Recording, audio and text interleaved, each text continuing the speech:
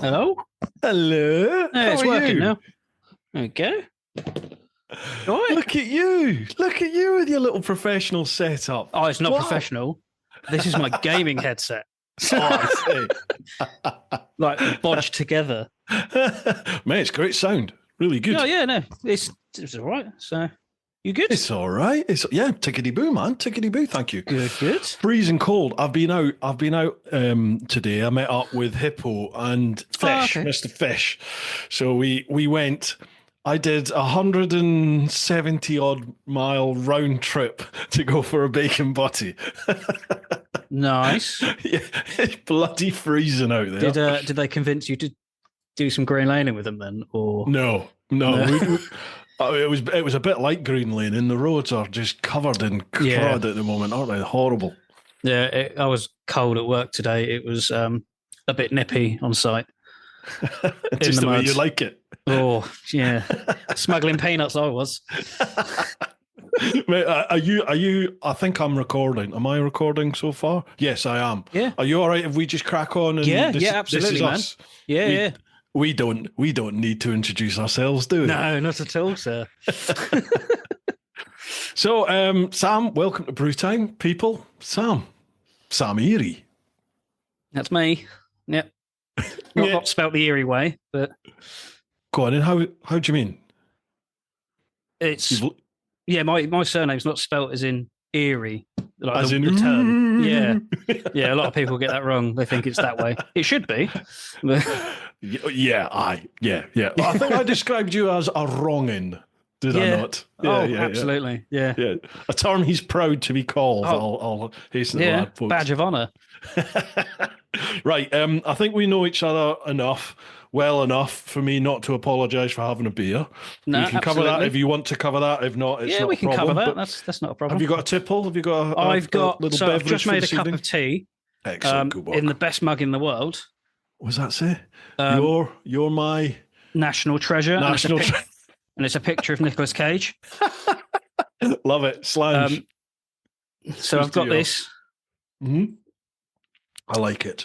And then the kettle's going to be too loud, so I've bought a backup of just a bit of Lucozade. No problems at all. Don't put that on a shelf, whatever you do. Yeah, after that incident. We can cover that as well. Are you in the shop at the moment? I am in the shop, yeah. It's the only place that's going to be quiet enough where I'm not going to get harassed. Right, okay, so let's deal with this first. For anyone that doesn't know Sam, I'm sure there's plenty of people out there who have been to your shop or know you anyway. Sam Earey. Sam owns Conquerors Motorcycle Apparel, home of all your motorcycle needs. Yep. Other than the bike. Yeah, don't do the bike. Or tyres.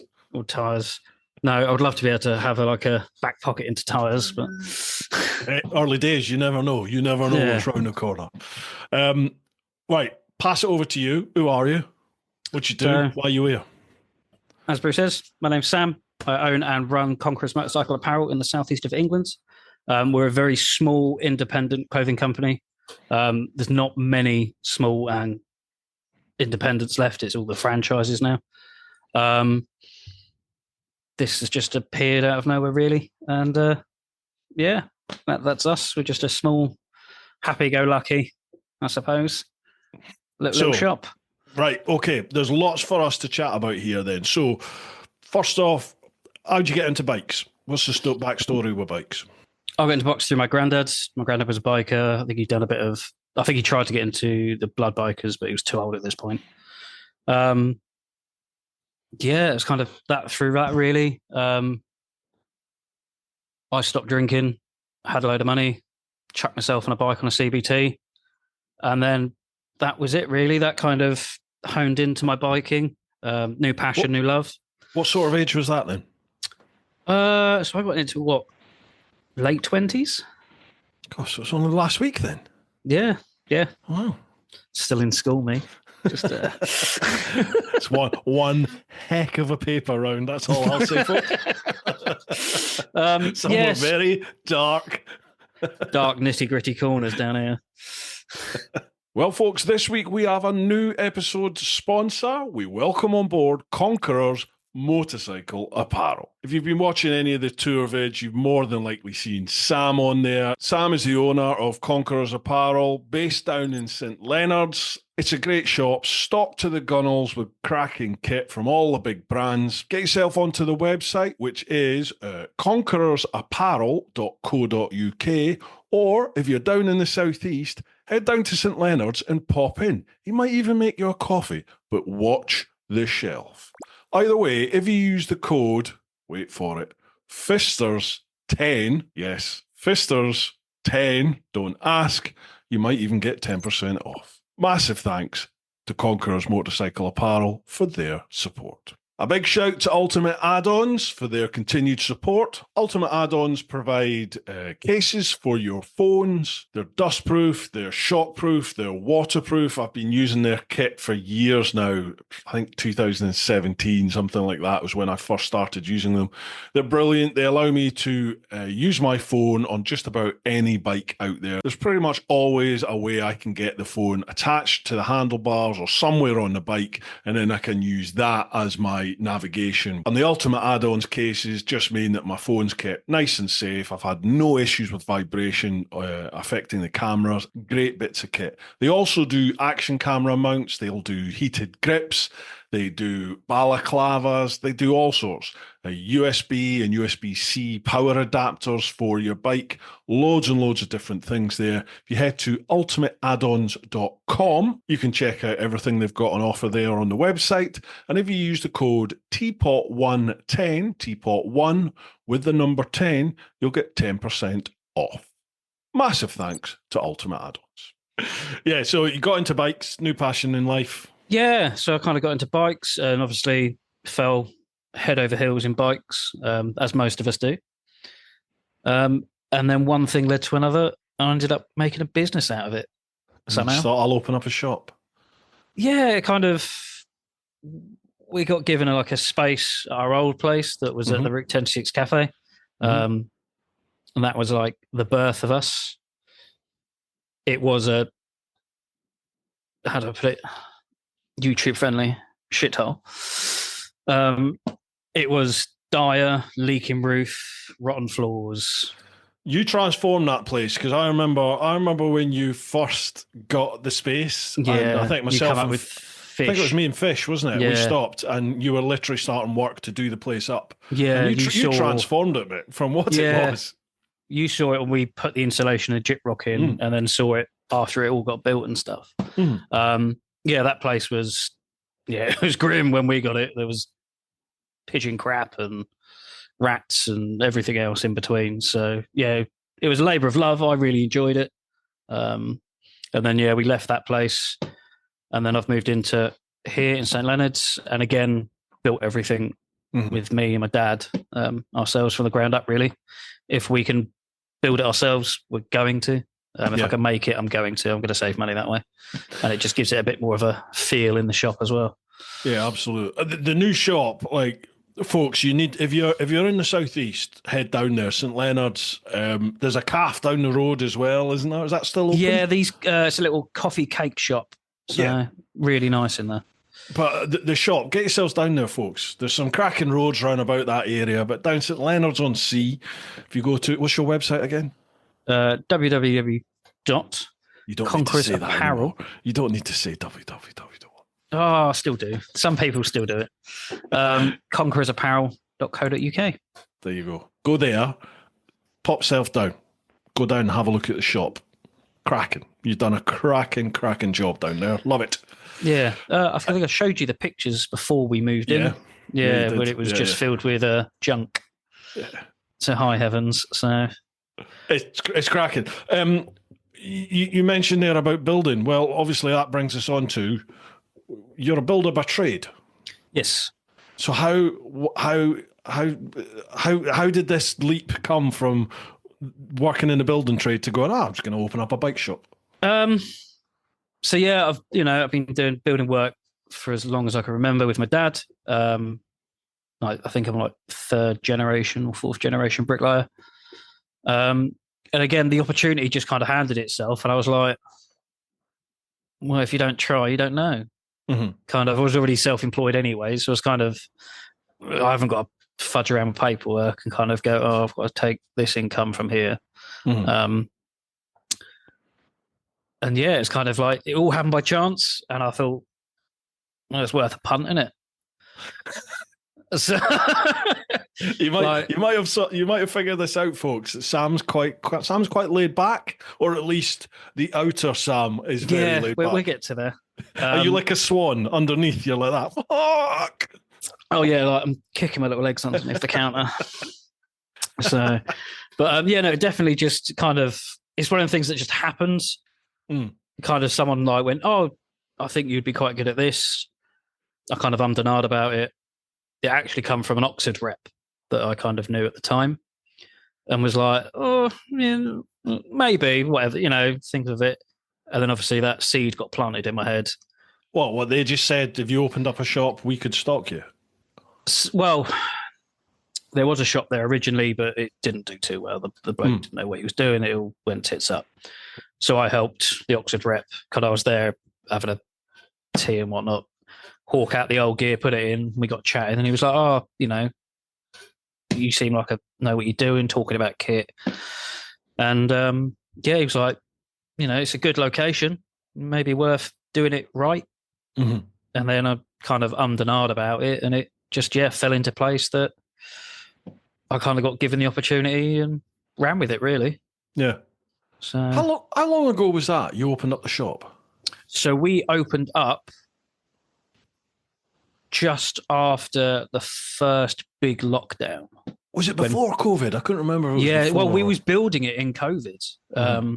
So I was literally getting everything ready, and then we got locked down. So I was like stuck at home twiddling my thumbs going, oh, I've got all this work left to do. I've still got to put up the slat wall in. I've just ordered 35 grand's worth of stock that's coming, and now I can't bloody sell the stuff. And I'm sitting there like sleepless nights, stressing, going, I've just spent 35 bloody grand. Like, what am I going to do? I'm out of a job essentially because COVID hit the self-employed hard. Yeah. As you know, because you just started on your self-employedness as it come in. So yeah, a month before. Yeah, brilliant. To do my tour business. Yeah, so it was kind of like all panic stations. And then the second old Boris was like, oh, you can kind of go out now. Crack of dawn up there, finishing the jobs, bloody painting the ceiling, sticking it all in. The shop wasn't really ready, but I couldn't delay it any longer with... So we were like missing half a shop essentially with stock wise, but we just built it up over time now. So, and that's what it is. So yeah, looking back at old pictures, it's like, oh, I actually had nothing in the shop. Yeah. And managed to kind of keep it afloat, and people coming in going, oh, it's all right actually. And I'm like, oh, is it? Yeah, thanks. So would you do it again? Looking back, would you do it again? Knowing everything I know now, yeah, I'd still go through every miserable moment I've had with it, every stress, every panic attack, every anxiety bit, sleepless nights. I think I generally do love doing this. Like, I generally love, just for instance, we had a young kiddie in last weekend, think about doing a CBT, got chatting to him for about 2 hours, just going, look, what are you going to be using your bike for? There's no need to sell you like a £500 race helmet because you're not going to need it. Let's be honest, mate. And just giving him the information that I never had when I started out. Yeah. Because when I started out, it was very much, there was one shop around it. It wasn't great. I got fobbed off on a load of kit that really wasn't fit for purpose. And I kind of take that into doing this. If someone comes in, I'll give them, to the best of my knowledge, everything. So they don't make that mistake or get bitten. Say like, oh, just buy this because I'm trying to get rid of it. Yeah. So I kind of put that into my all, really, when I'm dealing with young kiddies or anyone, really. There's no point, if you're not touring, you don't need X, Y, and Z. You could go for this if you're just doing it for a bit of pleasure and commuting. Gotcha. So who's in the shop then? Are you there all the time? No. You must be out building stuff. Yeah, so I'm still on a building site 5 days a week. And then I'm in the shop on the weekends and some evenings. I've got my cousin and staff member Triss working for me. She runs it in the week, so she sits in here plodding about, doing whatever she's doing, dealing with customers, phone calls, placing orders, kind of the day-to-day runnings while I'm sweating, getting cold, covered in drinking tea. Yeah, well, she don't drink tea. But, no, I mean you're the builder. All I do in here is drink tea. Just the kettle's on the go constantly. That's it. But yeah, while I'm slogging it on a building site, they're here taking after it. So come on then, plug it. What kit are you stocking? Who are you the main stockist for? I think we are the only stockist in the southeast of Next helmets. Yeah, I think we are. Yeah, I think the closest one possibly might be on the wheel in Brighton, but they don't have a big range. It was like their old open face garagey stuff. We've got Cardos, we've got Machna in. We're just doing the heated gloves next year. I'll be putting some more bits in. Are they the ones that I was out with Hippo today? Hippodrone. He's got the 5 heated gloves. The what? 5. The brand's called 5. Oh, okay, right. Brilliant. All they do is make gloves. Everything goes back into glove research and stuff. They fit perfectly. They're very good gloves. Yeah, battery powered heated gloves. So yeah, he's got them. Danny, we had at the Picos, bought some from me when he got back after I sent him a lovely video making him buy them. Yeah, Sam has a very unique sales pitch. Yeah. If he has access to your mobile phone number, he will send you some fairly unique videos. You know, boy's got to make some money. Exactly. I've got to make a sale. Yeah. I'm the most unprofessional professional businessman you ever meet. And the most, I think I bring my building site banter and the way I talk into the shop. Yeah. And it's not for everyone. I kind of gauge it when I meet the person, kind of like, how far can I push this one? And most of the time they're up for it and they love it.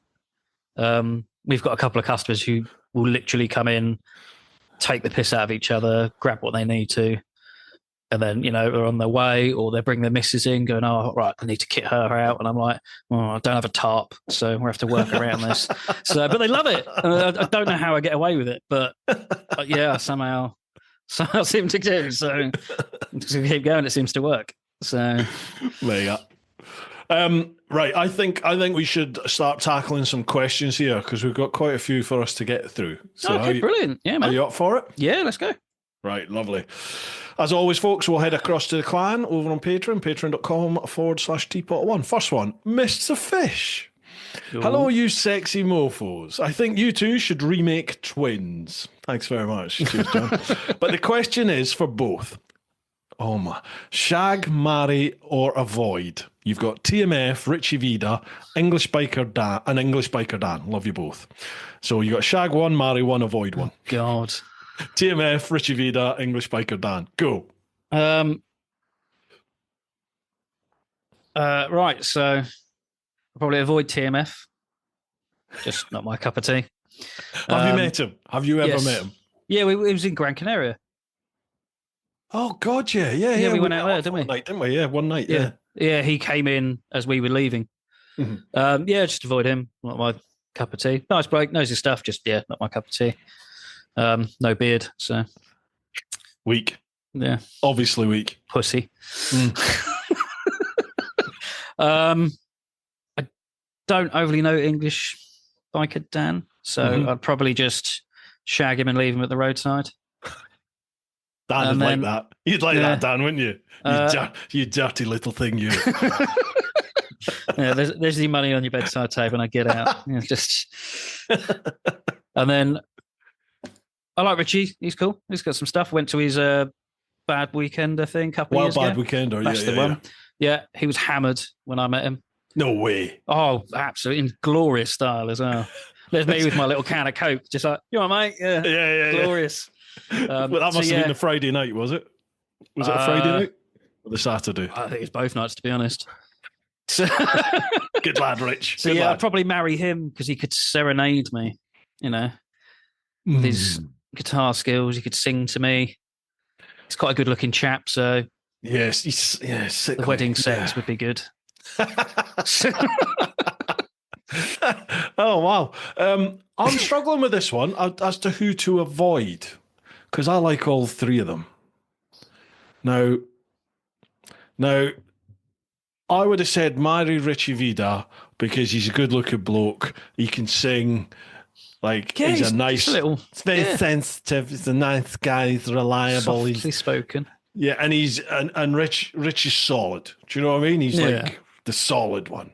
Mind you, so's English biker Dan. What I know of Dan, I've met him a couple of times, but he's been on a podcast. Seems a nice guy, very pleasant lad.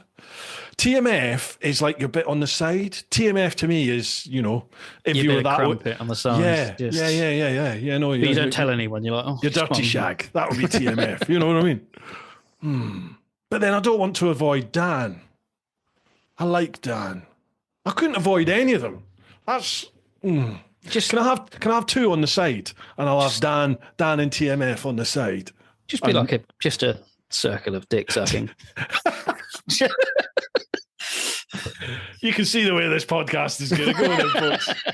Okay, all right, we got that one. Cheers, Fish. Thanks for that. Next one, Charlie Callard. Evening, gents. Hope you both fit in well. Sam, you stock some amazing brands and have a proper eye for kit. Is there any brand you don't currently work with that you'd love to stock? Oh, thank you, Charlie. A sensible question. Wow. I mean, there's kit I would love to have in. There's brands I would like. I would love to be able to stock Arai. I've loved the helmets. They're really nice. Just every time we've reached out to the UK distributor, we've just been politely told no. Really? Well, they told me, there was like, we've got too many stores in your area. And I was like, well, that's a lie. I have found out some other bits, but I won't say it on here. Okay, fair enough. Yeah. But I might shoot another message in spring because things have happened with the whole biking industry as well.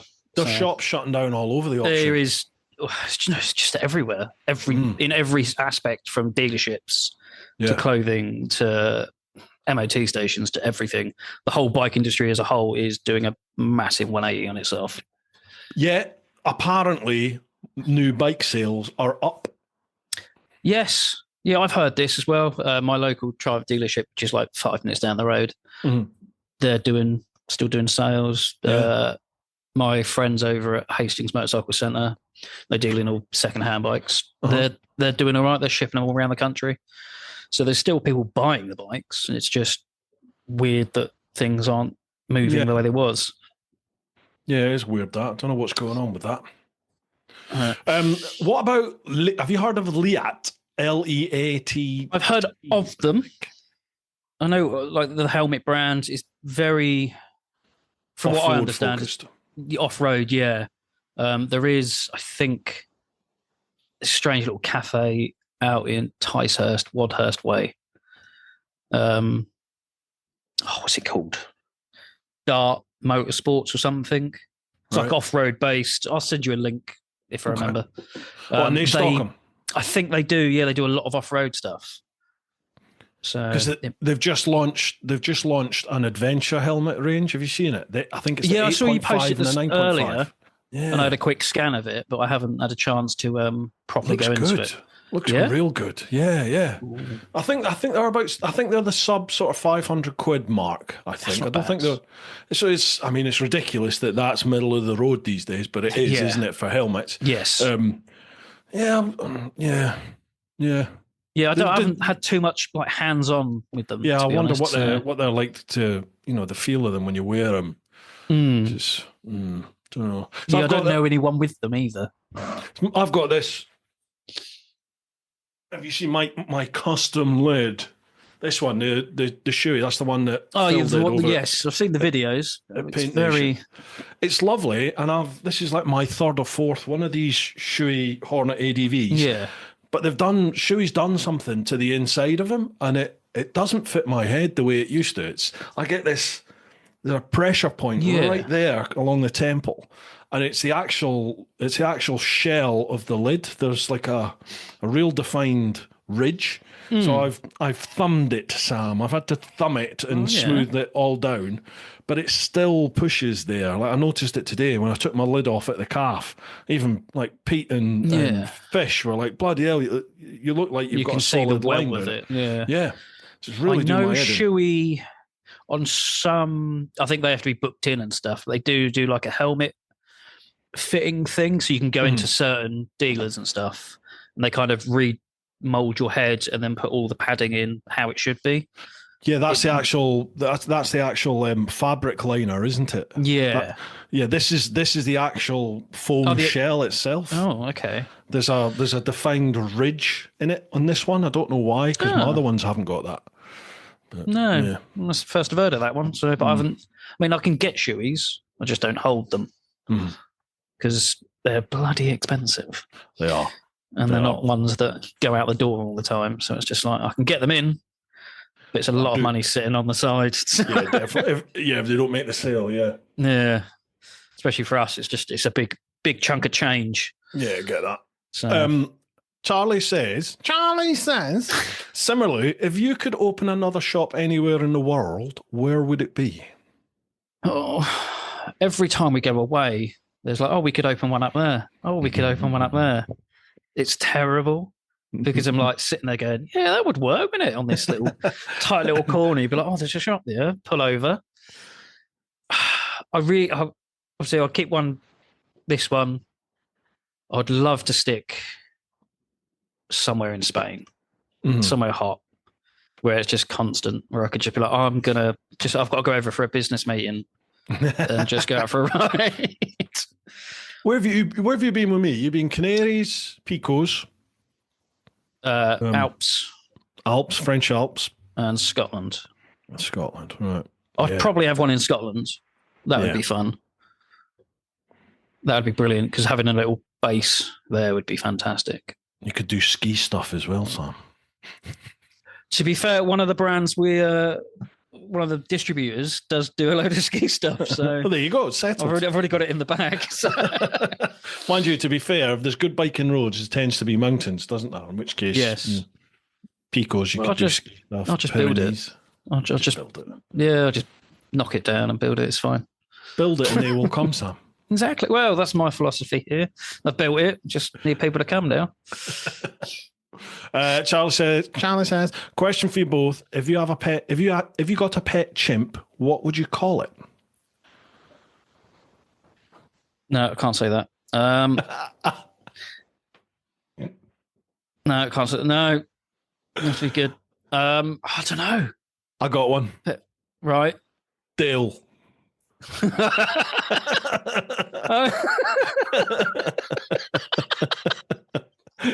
Sorry, Dale.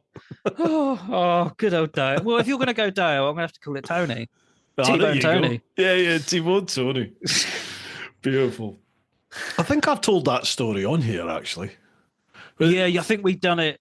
I think you were saying about it with Gordini. Yeah. Yeah. For anyone not in the know, Tony came away to the Picos with us, and we're in Hotel Infantado.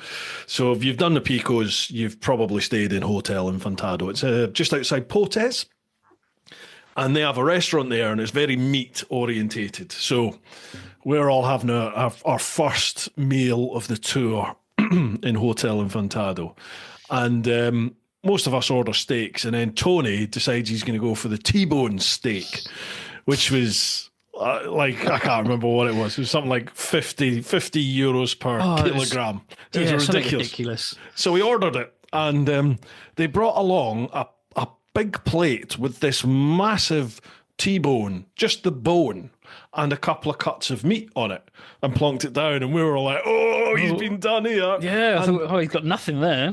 And then, it seemed like every member of staff in the entire hotel started bringing plates of meat to the table. Plates of just meat. Yeah, looked like there was about 6 kilograms of it's mental. I was just 6 pounds of meat coming out. Yeah. But he did I think he did do it. He smashed most of it. I think he went to sleep very quickly that night. Hence why he's now known as T-Bone Tony. Right, cheers, Charlie. Thank you for that one. Next one. Here we go. Half man, half pirate. How you doing, God, Martin? what does he want? Yeah. I wonder who dropped out. Cheers. Thanks, Martin. Question to Sam. How many customers have noticed the floor level behind the shop counter is 2 foot higher than the rest of the floor? What's that? No, it's the Hoover. I've got a robot Hoover. No way. Yeah. Hang on. He's avoiding the question, folks, isn't he? Notice that. Do you notice that? Turn that off. I can't hear it anyway. Yeah, but I can. It's just driving me nuts. I'm only 5'7". You're not, are you? I'm 5'7". Are you? You're just an ickle little Sam. Yeah. I never knew you were like a midget. Wait, I'm taller than my dad. That's all that matters.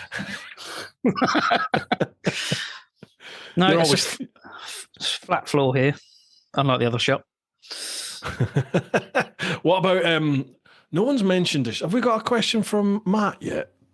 No, he messaged me and was like, "Oh, I'm going to do a question." I was like, "No, you're not." Go on then. Matt is the wrecker of shelves. Can you tell everybody the story about the shelf? So, obviously, Matt came down the day we opened in the new shop, and was great to see him. Love Matt, great dude.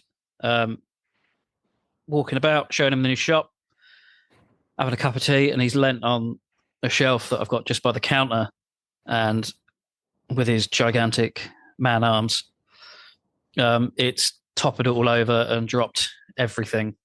Flyers, stickers, cardos, the works. And then everyone's like, oh, he's just smashed the shelf. And he's like, oh, you haven't put big enough screws in. Now, I didn't. But I did put that shelf up at 2:00 in the morning before we opened. I was still building and loading in at like 3:30 in the morning before we opened. So I was very tired. The best part, folks, is there is CCTV of the whole incident. There is, yes. And it's in fact, would you mind if could I no, overlay put it in. Yeah, right. Put it in. You can watch it right now as we speak. It's brilliant. Have a look at Matt's reaction to when it goes, because it's like a delayed thing, isn't it? He sort of leans on it. And then it goes. Yeah. And then it's a, oh. Oh, brilliant. We're also supported by the Influencer Store. I'll read out their blurb. The Influencer Store helps you build your brand, big or small, providing you with a solution and apparel. We help you to increase your fan base while supporting you with starting your own influencer clothing line with nothing more than just an idea or design, and there are no hidden costs. For more info, come check us out at theinfluencerstore.co.uk or drop us an email at online@influencerstore.co.uk for more information. Now, I've been using the Influencer Store to handle all my merch pretty much for the last 4 years now. If you head to my website, TeapotOne.com, if you go to the store there, the shop where all the merch is, that's all handled by the Influencer Store. And if you buy anything from there, you're also helping me out and helping to support the podcast. So a massive thanks to them. Lastly, a huge shout out to each one of you, everyone that's listening to the podcast, everyone that watches on YouTube, everyone that watches the normal vids over on the TeapotOne channel. Just by watching the vids, by giving it a little thumbs up, sharing, commenting, things like that, you really do help the channel out. You help to boost it up in the algorithm. If you share it amongst your friends, that is a massive win. That's a huge win at the moment. So if you could do that, I'd really appreciate it. If you're listening to the podcast on your favorite podcast platform, if it's something like Apple or Spotify, a couple of other ones, you're actually able now to rate the podcast, whether that's leaving like a 5-star review or a thumbs up or commenting or leaving a comment on each episode. All these things really do help to boost the podcast up in the rankings. So if you could do that, it would be greatly appreciated. And to every single one of you over in the clan, patreon.com/TeapotOne, I literally couldn't do this without all your support. So a huge Huge thank you from me. Right, let's get back to the podcast. What else have we got here? Half man, half pirate. Martin also says, question to both. You have 4 days off work. Where do you go? Where do you go on the bike? Check out Half Man, Half Pirate on YouTube for ideas. Cheers. Laters, fisters, he says. Brilliant. So come on, you've got 4 days off. He does get about. He certainly does. And he goes places on the bike too. Yeah. Well, he hasn't at the moment because his only workable foot is out of action. I know. I did. He's had the op on his foot, hasn't he? I did message him saying I'll drop him up some stuff just out of his reach so he can't have it. So I think he's up and about now. He's finally up and about. Oh, hobbling about. Hopping, yeah. Might get a Bluetooth toe or something this time. That blew my 4 mind. days. 4 days. I'm probably going to go like Poland, Germany, that way. Well, okay. I don't know why. I really want to go to Germany anyway and do some riding. You've never around been that to way. Germany? No, I really want to go over. So you strike me as somebody that has some sort of German stock somewhere in the family line. It very well could have been. I know when I was a lot younger, my dad worked in Germany for years. So that's probably where that kind of part comes from. I think I met a barmaid that looks a bit like you once. Probably. Just, with a bigger beard. Probably a bigger penis as well. I was going to say, her cock wasn't quite... No, I'm not even going to go there. I'm not working with a lot. It's a little flap of skin I have to tie on with a balloon knot. Jesus Christ. I should maybe put a little health warning at the start of this. Yeah, I think for me it would be like Germany, Poland, kind of going all down that way and doing a route that way, I suppose. You got 4 days, Sam. You could do a lot in that. You could. Yeah, you could. Yeah, absolutely. Yeah. Couldn't do a lot else other than ride, but you could do a lot. Yeah. Fair enough. Germany and Poland. Yeah, where have I went through Poland. I think the bit in Poland I went through, how long's this? 35 minutes in. When I went round the world, Sam, there we go. And I went down through Poland. I think Poland was a bit I remember just being long, straight, not much going on. And then people commented on, when I covered it in one of the vids, people were like, well, you must have picked the only straight bit of road because there's loads of really good, like, twisty, foresty sections to ride in. And I was like, bugger, I'm going to have to go back. And so, yeah, I thought I might join you. Might explore a bit of Poland too. Maybe not at the moment. No. We'll wait a while. Yeah, wait for it to get a bit warmer. Might get very warm soon. You never know. Yeah. Mind you, it could get warm here soon. I hope listen so. to the news. No, you don't hope so. A bloody big nuclear bomb dropped on us. Get a nice tan. Yeah, exactly. Right, cheers for that one, Martin. Nathan Moore. It's all our old touring buddies leaving questions. Evening, gents. I hope you're both fit and well. Well, we're here, Nathan. We're here. Yeah, we're here. I first met Sam in Gran Canaria on a Canary motorcycle tour a couple of years ago and hit it off immediately. He's a good lad and I hope he has all the success with the new store. It must be difficult when Matt turns up and wrecks the joint. Anyway, first question for Sam. Which is the best Star Wars movie? What's wrong with Star Wars? Nothing, but come on, I don't see the fascination. I was going to say it's a good film. It's a good trilogy. The first part, yeah. Yeah. I'm not taken with the... So I just got bored with it. Massive Star Wars nerd. I've got Jedi and Sith like tattooed on my fingers. I've got... He is a grown man. I am these are adult choices. Not fully grown up sized, but he is a grown man. Not mentally either. I've got another Kylo Ren tattoo I got for free from a tattoo artist who was living in my house at one point. Kylo Ren, what's that? It's from the new one, so if I can get it. What's that? It's like a portrait of that's the saber. There's his face. That's on you forever, Sam. Yeah, it was free though, so that's all right then. 7 hours of free Jeez. paint. Yeah, that one. It's Lovely. like a proper detailed portrait. He was living in my flat at the time and was like, "Oh, I've got no money to pay your rent, so I'll just tattoo you." And I was like, "Yeah, cool." Yeah, I've got some more Star Wars tattoos on my legs and stuff. So yeah, I've got quite a few. So what's the best Star Wars movie? It's a toss up between A New Hope and Return of the Jedi, but I'm gonna have to go with Return of the Jedi. A New Hope. Which one's A New Hope? The first one. Yeah. Star because there was Star Wars, Empire Strikes Back, Return of the Jedi, wasn't there? Yeah. But they're actually New Hope the last. is the first. Yeah, so they started the arse end of the trilogy. Yeah. And then when so they started with episodes 4, 5, and 6, and have now done 1, 2, and 3. And then they've done keep up, people, keep up. 7, 8, and 9, I think, with the new ones. But they're okay. Oh God, I didn't know they'd done another load of them. Come on, Sam. What's wrong with them? It's not a friendly answer. I want to know now. Come on. It's pointless love stories in it, which don't need to be done. The writing wasn't great. Character casting was good. Some of the actors were good. Like Daisy Ridley, she's all right. So you didn't hear that, lady. I just thought it lacked the same magic that the first Star Wars set had. I think maybe I saw it through rose-tinted glasses as a kid, watching it constantly and literally had to read every line. And then, these come out when I was like, I got all excited. I got all my collectibles out and was like selling them because they were worth quite a bit of money because obviously skyrocketed when the new ones come out.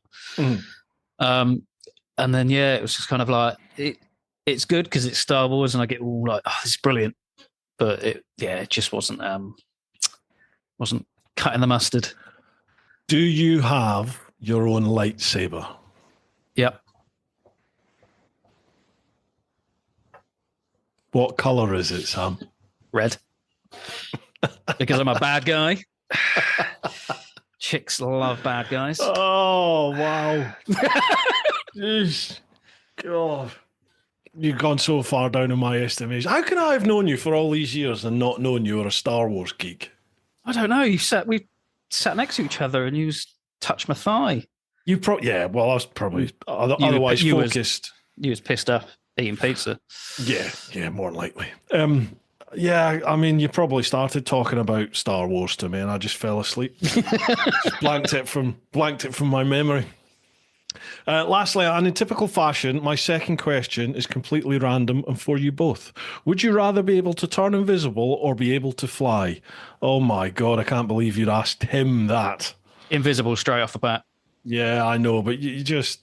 Do you know what the things I could get up to? Yeah. Well, I know what you get up to when you're visible. So, invisible. Wow. I know, I've got no shame as it is. So,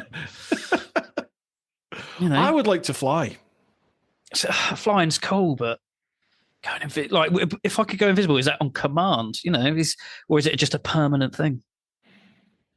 Literally nobody would be safe if you were invisible. That'd be brilliant. Wow. Makes me a little bit queasy to think. You'd spend your life touching. You'd just be touching everyone. What's this? Oh, what's that? Little tweaks here. Sam's about. There we go. Yeah. Okay, with his little red lightsaber. Just that, Nathan. Next one, Louise. Oh, the gang's all here. Well, where do I start with this one? First question to Sam, a.k.a. Mr. Frodo, a.k.a. the Hobbit. How is a builder by trade and why... how is a builder by trade? Why are you... How is a builder by trade? Are you totally incapable of putting up a shelf in your new shop correctly? Then have the cheek to blame young Matthew. Has the missus booked her big bike test yet? And are you worried she's going to outride you? Well, we covered the shelf. We covered the shelf. And Matt's not young, is he? Let's be honest. He's a year younger than me, I think. Is he? Or is he the same age? I think he's almost a year younger than me, I think. He's had a tough paper round, hasn't he? He has, yeah. Bless him. Mm-hmm. Yeah. No, she hasn't booked her big bike test yet. Why not? Why haven't you? It's up to her. She's smashing the 125 at the moment. She's done really well. Mm-hmm. This time last year, I was teaching her how to ride it in a dingy lit car park, cold, wet, most evenings. What about the 125, Sam? Sorry. Yeah, that came afterwards. That's a different engine to ride. No, she's done really well. Like, she's got an anxious person as it is. Uh-huh. And I think the whole biking thing, the community has kind of widened her eyes, and she's went, actually, this is really cool. You meet so many lovely people. Now she's met you, she's really happy about that. So she's still. I thought you meant now she's met me. She's realised, oh no, they're not all awesome. All right, okay. No, she's like, I know you can. Some of them are tough buds. Take Sam away as much as you want. So that's the green light. No, she's done really well. Like, she's come on leaps and bounds. She's had a couple of crashes, nothing fatal, just took a roundabout too fast and come off, but she was all right. Luckily, she's wears the best kit. Where did she get that, Sam? Whereabouts did she get that? Just some piddly little shop in the southeast of England called Conquerors Motorcycle Apparel. You love it. How many times do I have to prompt you about this? You are the worst PR bloke ever. I always feel really like about it when we're on tour. Milk it. We're on holiday, and these people don't want to be listening to me going, buy my crap. They'll come away. They just, they can buy my crap, or they're going to get, touched inappropriately. It's one or the other. So I think most of them want to be touched inappropriately. It seems to be the common theme on we'll not even go there. Yeah. But no, she's done really, really well with the bike. She's come on leaps and bounds. I think she wants to do like a CBT for like 2 years, build up her confidence, build up her skills, and then we're going to get her some lessons and see how she gets on. Nice one. Now, she works in the shop as well sometimes, doesn't she? Yeah, she comes in the weekends with me. If I've got to run out and do banking, or I've got other things to do, if I've got a little bit of private work, she'll run the shop for me. She's learning loads. She wears all the kit in here as well, so like all the Motor Girl stuff. And then, she flutters her eyes at the blokes who come in and they seem to buy stuff. So it seems to work. How do you find, what are you seeing a rise in women in biking? Oh, tenfold. Yeah. Even since we started, and that was what, 4 years? 4 years yeah, ago. 4 years ago. We stock quite a large ladies section anyway. We've always proud ourselves on that, because a lot of shops don't. They have a jacket and some other bits that would be like, oh, look, that's all we've got. Well, we've got a range of like different leggings and jackets for women. You look good in them, I've got to say. I actually do look fantastic. I do need to get myself in some and send a picture to Motor Girl, because I usually do it and just wind them up and just like, look how good I look in your kit. And the best thing is they cannot say anything these days. No. Do it. They don't care. We get a lot of blokes we had a guy today bought some of their cargo trousers just because they fitted better in the leg than they did the men's version for some reason. Wow. Yeah, and just an odd. That was his excuse, and he's sticking by it. Well, that's what I got told. Yeah. So, so it's having her in here is a massive, massive bonus, and having women come in, kind of like, it's a bit nerve-wracking coming into a very male-dominated space, be it shops or any sort of biking activity. Yeah.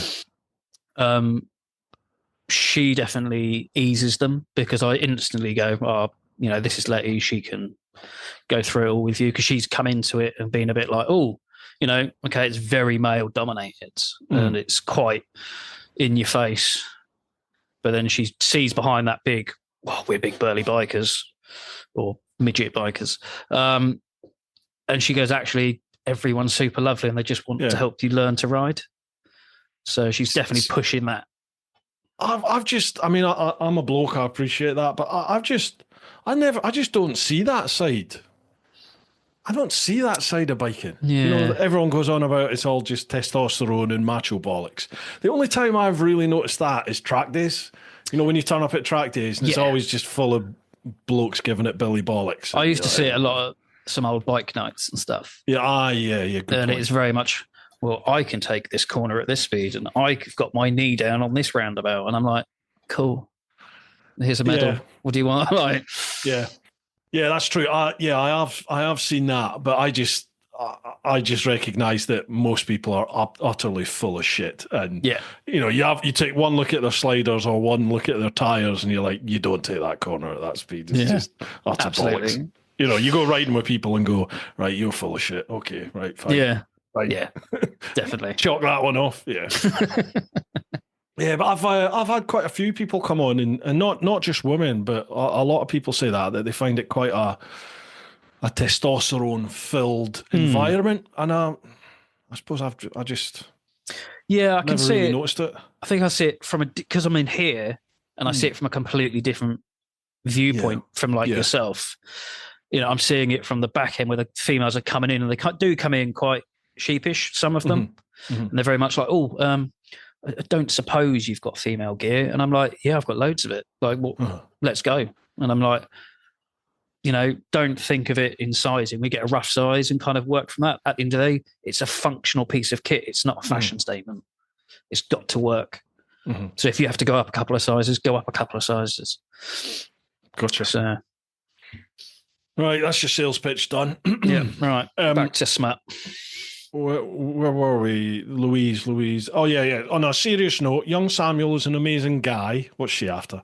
A great example of this was when I had an emotional short trip to Holland. When I told him I was on the Eurotunnel, he just sent me a short video of him switching on the kettle. That was it. He didn't make me anything, just switched it on. Yeah. It's just you offering come and have a chat. Is that what you're saying? Yeah, come and have a chat, have a chin wag.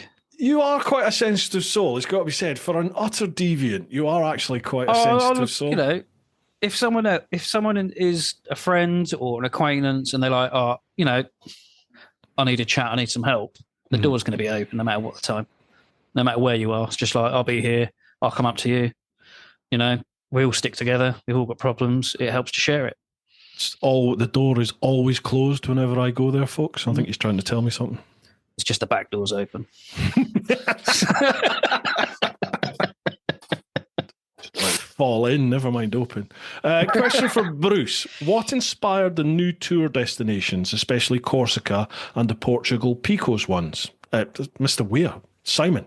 Simon's been going on about Corsica for the last few years, actually. And then he went out and did another recce run this year himself. And are you feeling a bit cold? It is a bit nippy in the shop. Yeah, I haven't put the heating on. 10p in a metre. Simon Weir. He drives all. I think just about all the tour destinations that we do.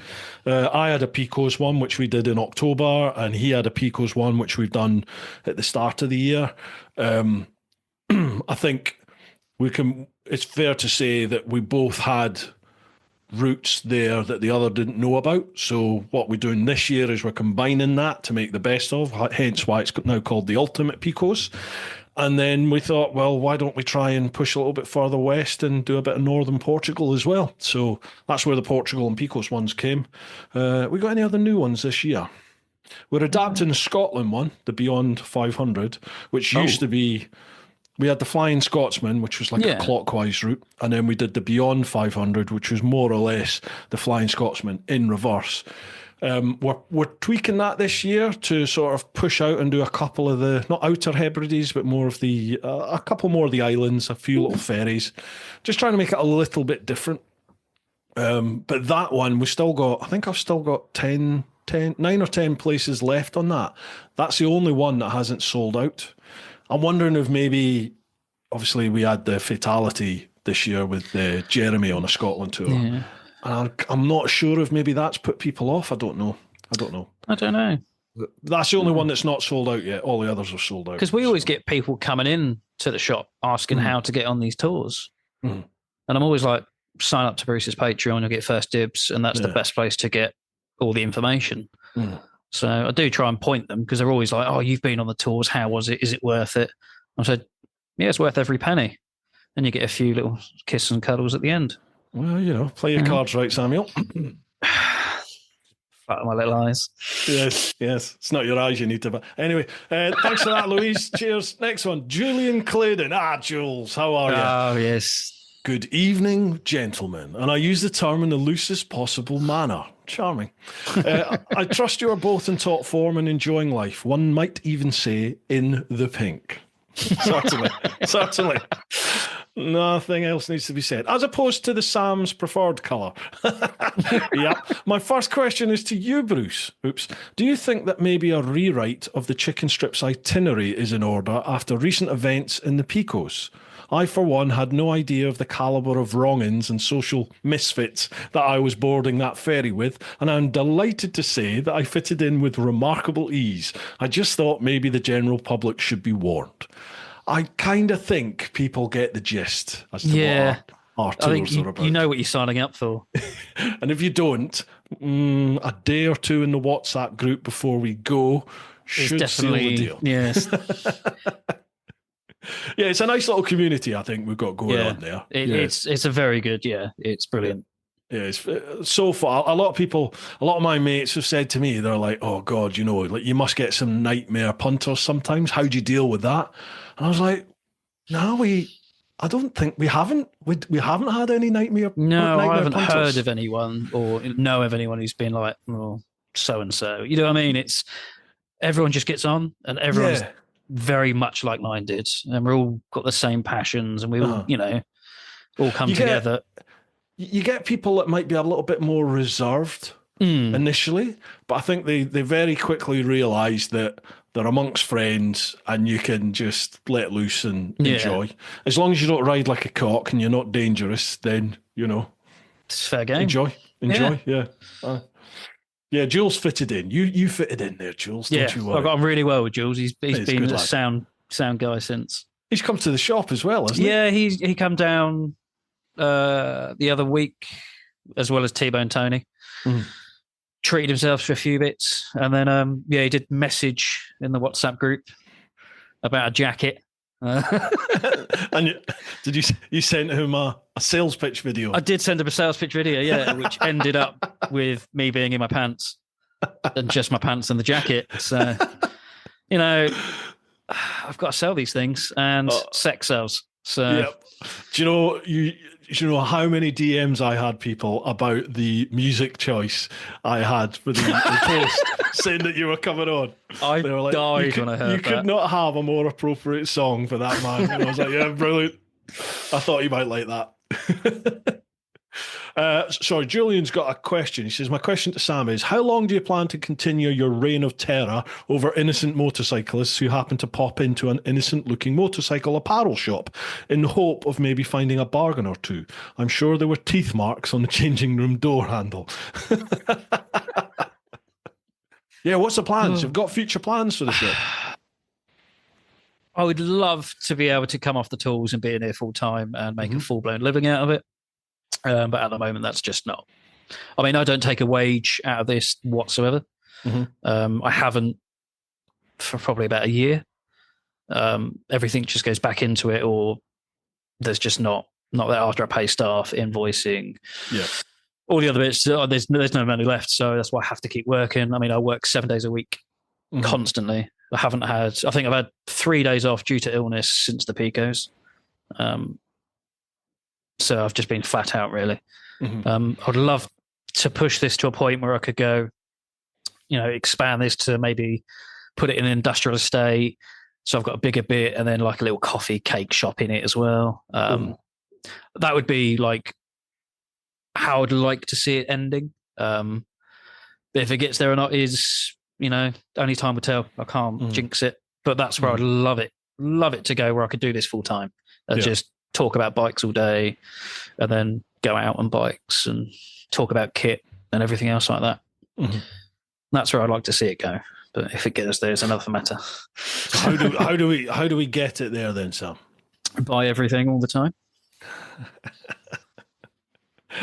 So there is that. Yeah, but not everyone can come to the store. So no. So we have buy stuff via the website. Yeah, we have got the website. We have now finally got Klarna on the website, which has been an uphill struggle. Oh, the finance thing. Oh, it's been non-stop. So Really? our website hosting place, when we first started, just there was like, there's no financing. It's just, it is what you charge that and that's it. Kind of, it's like, for this type of thing, you need finance because not everyone can afford a £600 helmet or a big jacket, the big items that we all need, but are quite costly. And I used to get every week, can you do this? And I was like, no, I can't, but you can come in. Here's the bank details. You can set up something. And then once you've paid it off, you can come and get it type of thing to like locals. And then they put ClearPay on it, which is like pay in 3, like PayPal. That kind of done all right and tipped over. And then there's like, Klarna's coming. It's coming. You'll get an email. And I was like, yes, like 3 years a bit late, but okay, it's coming. That's good. Mm-hmm. Didn't get an email. And it's only because I think I was going through the website, my end, looking for something else, that it popped up that I could have Klarna. And I was like, oh, this is like perfect time for Christmas. Mm-hmm. So I've set it all up, got Klarna working. No one's used it. Really? Yeah. So it's kind of like, I think I put an order in for like a t-shirt just to see how it worked our end. I was like, okay, I'll do that. It's fine. So now I know how it works from my end. So if anything comes up, I'm like, okay, it's worked this way. Sam, did you use the special discount code Fisters10? I didn't. That was all down to you as well. On your birthday. Yeah, okay, right, okay. Let's, because I get so many people have said, is that discount code right, when it's on the podcast? Yeah. Because you sponsored the podcast for the last month. Yeah. Unknowingly, but you have. Yeah, I was going to get into that in a bit. But yeah, I think it was the night of your birthday, our last night, and we went back to Infantado, the hotel. Yeah. You was quite merry. I think Matt, I think Julian was with us, and I think a couple of others, and we was just going through it. And Steve Farrell, I think his surname is. Yeah. Mm-hmm. And we literally, I think you said something about, brought up the discount code. And I was like, yeah, there is one for, the pay. And you was like, is there? Oh, you've never told me this. Was. Yeah. And I was like, no, I've told you. I've told like loads of members and stuff like that. And you was like, and I was like, I'll just change it to Fisters. And you was like, I bet you won't. I was like, right. Got on the phone. I was like, there you go. It's Fisters 10. So use Fisters 10 at the checkout and you get 10% off. Fisters with number 10, 10% off. Yeah, happy days. Brilliant. So, and if I know you've come from the clan, I'll leave you a little note on the invoice as well. It might be funny. It might be a really crap picture of a penis. You don't know. If you send him your email, he may send you a little sales pitch video too. I could do. Yeah. Was that only from your OnlyFans? Well, it's part of your Only Clans. So. Only Clans, yeah. That all started with the pirate as well. Yeah, it did, yeah. Pirate's got a lot to answer for. Yeah, he has. Jules says, bless you both. It was a pleasure to spend an incredible week in the Picos with you, and I look forward to riding with you both again. Fondest regards, Jules. Top man. Cheers, Jules. Thank you very much, pal. Yep. It was a pleasure to meet you face to face and ride with you, pal. Last one on the clan. Andy. Evening both. Hope, is that our Andy? I think that is our Andy from the tours. From Pico. Oh, okay. Yeah. Evening both. Hope this finds you well. First question. Sam, how have you managed to build a successful business whilst being a wrongin, using Bruce's words? Second question, Sam. Have you ever had to explain your discount code to an adult? And if so, how long was it before you realised your leg was being pulled, not in the way that you like? Final question for both.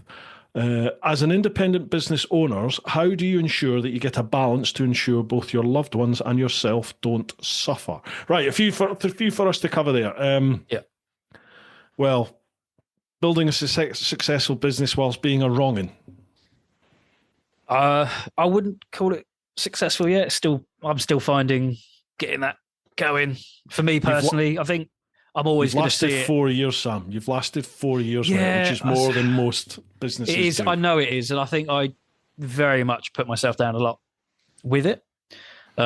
Just because I'm very, when I see something I want, I'm going to make sure I get it. And it's just, I know I'm never going to get, the billing queue out the door and the fucking phone vibrating with every order. Because I still, even now, if I get an order, I'll get all, ooh. So it's a small business thing. I mean, I had an order last night after I was messaging you. And my phone was like, website. So I was like, just a pair of gloves. But it gave me a little, oh, yes, right, I'll get that sorted. Yeah. But I'm the type of person who would get that, and at 11 o'clock at night, I'll get out of bed and I'll come to the shop and pack it. What? Yeah, I can't help myself. I have to, because I have to do it. Yeah. I'm very, so my staff, Trish, I'll be like, oh, this needs doing, can you do it? But then in my head, I'm like, well, it needs to be packed now. It's not getting picked up or sent to the post office until the next day. But I have to get out of bed, come to the shop, get the item, check it over, print that thing off, put some stickers in or whatever, and make it really nice, and then send it to them. I have to do it. It's just an OCD thing. No matter what it is. It could be like someone's bought a T-shirt.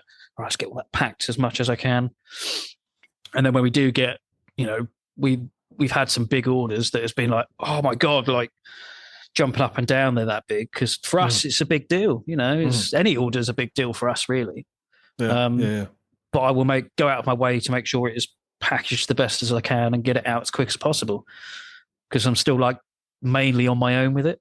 As much as my cousin helps and stuff, there's some things that, Trish rides their bike in every day. So if it's a big parcel, she can't take it quickly. So we have to book it in to get collected. So I can't keep up with guaranteed next day deliveries because a lot of it is I'm on my own. So it's like, oh, right, quick, get in, get it out. So, but yeah, we still get very giddy over any orders. Well, at least folks, you can get the personal touch. Yeah. Whether you like it or not. It's coming. Andy's question there, as independent business owners, how do you ensure you get a balance between like private life, your loved ones, and business? Have you found a balance yet? Absolutely not. So I'm fucking terrible with it. I'm like, you've seen me on tour, I'm still checking my phone. I'll be down in a minute after we get you lot are in the bar. Obviously, I don't drink, so you guys have a few more beers before I get there. But I'll sit on my phone just do this email quick. I don't touch the stuff, Sam. No, you're on the Vimtos most of the time. I suffer really bad with it. So Letty, bless her, she puts up with everything I throw at her with the business. And it'll be like, oh, can we go and do this? And I'm like, but the business. And I'm I'm a big workaholic, I think, because I've got a very addictive personality. If I get my teeth into something, that's it. And if I like it, that's it. Yeah. And I think I love this. So if I could do this 24/7, I probably would. But I could quite happily sit in here and just stay open all night. No one might come in, but I'll do it because I enjoy doing it. And I think that's a blessing and a curse with it. Yeah. So, it's all part of being self-employed and a business owner, though, isn't it? That you literally open up the shop. You're responsible for opening the business and getting it going each and every day. You're responsible for all the admin, the accounts, any stock take, everything, don't you? And then literally sweep the place up and shut it all down at the end of the day. I'm the same here with this, in that there is just no getting away from it, really. Is there? I absolutely adore this place, and it is like I'll sit here on a Sunday, getting ready to close up, doing any last minute orders and stuff. I'll go home and be like, oh, I haven't done that. Open up my tablet and start working. Yeah. But I don't switch off, and then my missus will be like, come on, let's spend some us time or watch a movie or smash my back doors in. And then I'm just like, oh, but I've just got to just sorting this out. Or my head's in work. To be fair, Sam, though, I mean, to be fair, that would only take a minute, maybe two tops anyway. I could do it twice. So by the time the computer started up, you could be finished, you know. I would on your merry way. So, several times. Yeah, they call me a shotgun Sam. 2 pumps and done.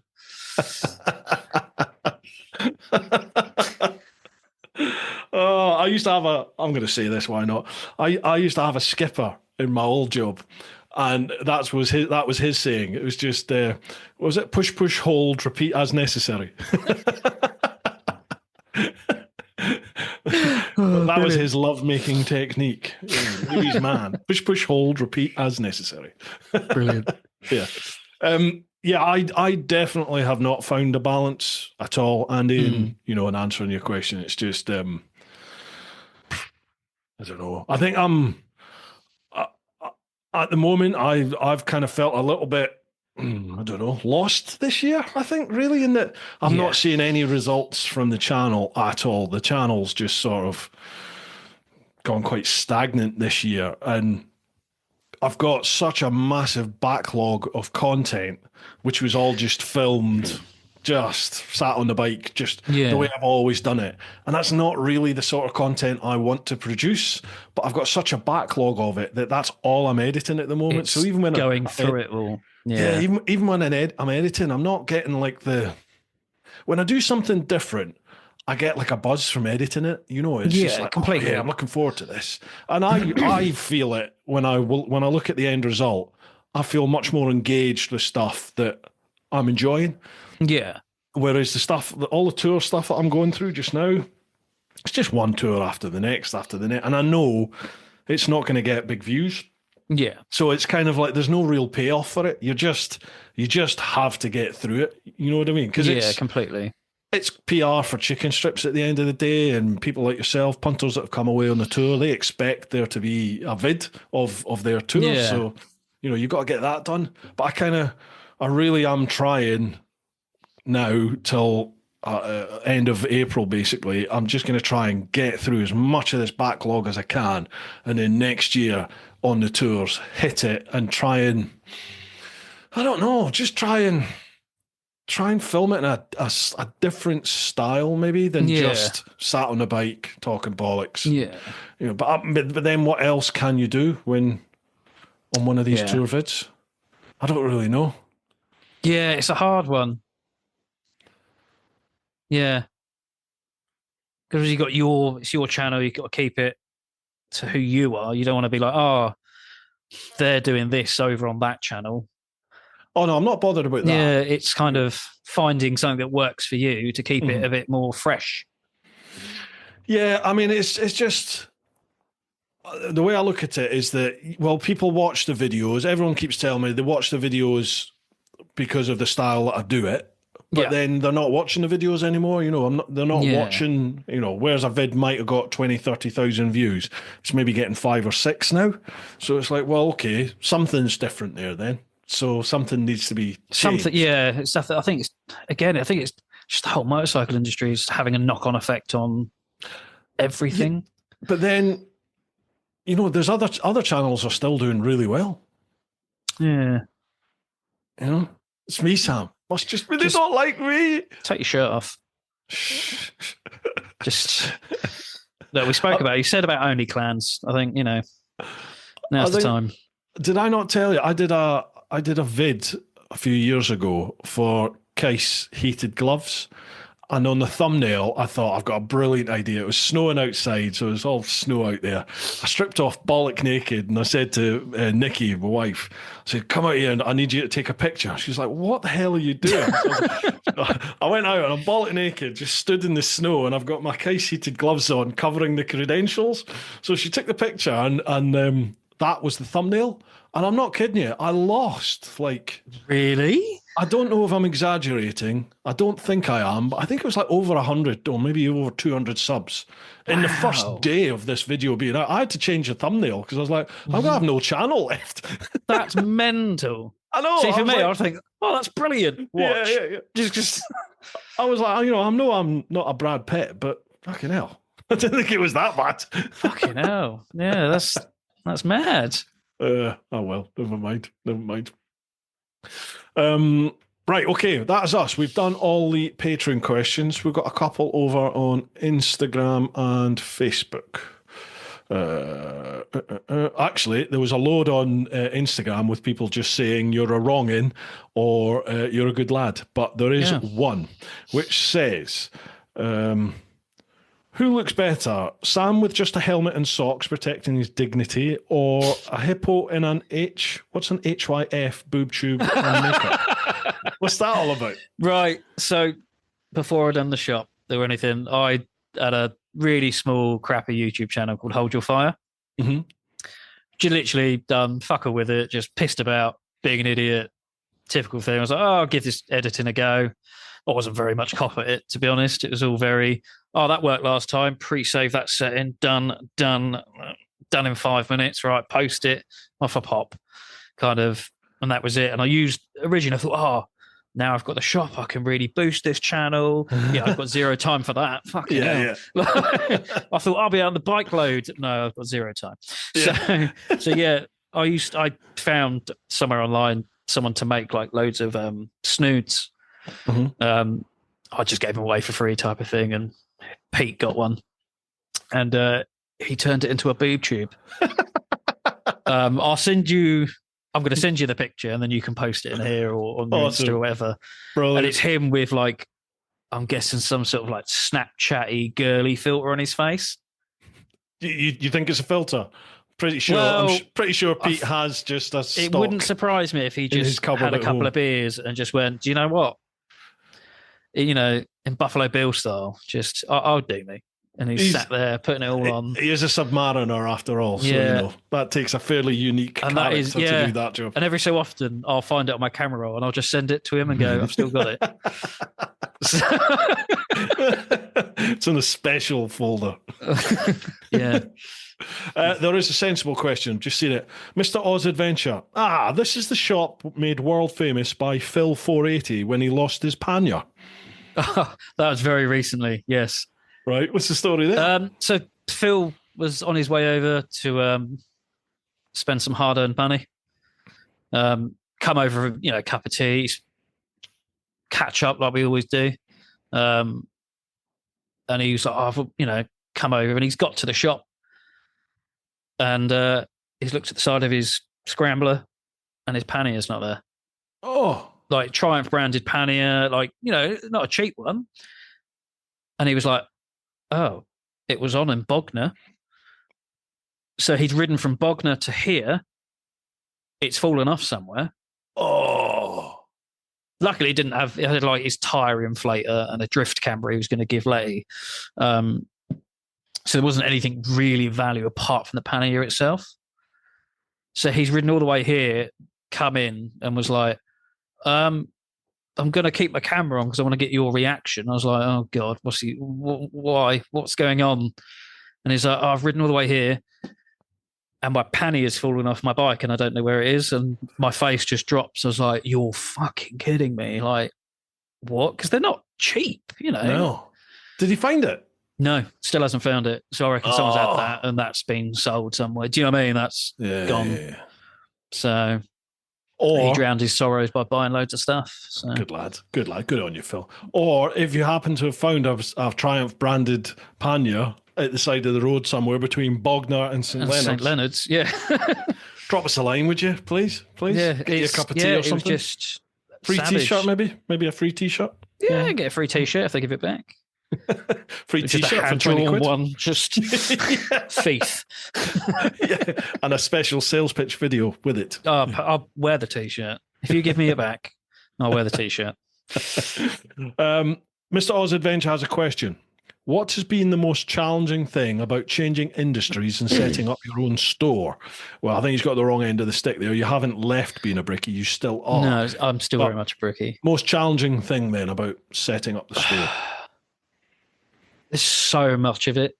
It's, I think from setting up the old shop to here, there's whole different things because now I've got this massive shop display. I don't know how to dress it because it's not my niche. You know, I can build you a house, but making it look pretty is not my cup of tea. I think it's the anxiety. You're always like on edge about everything. Like, oh, am I doing this right? Is that enough? You know, is this financially stable enough to do X, Y, and Z with? Yeah. And I'm sitting there going, oh, but I know this is a good deal, but why is no one even looking at it? Is it maybe because I'm not Sports Bike Shop or J&S or another franchise? You know, in the grand scheme of it, I'm a pinprick in a massive dartboard. And you're halfway there, Sam. Yeah. I get, you know, I'm never going to compete with the big boys. I don't aim to because it's just not going to happen. I don't have the backing, funding, and all of that malarkey. They've got, you know, marketing teams. I've got me who can barely use social media. You know, my missus is quite good with it. She does all the TikTok stuff. She goes live. She does lives in here, and she kind of figures all that out. You're on TikTok? Well, the shop is. I don't run it. She does.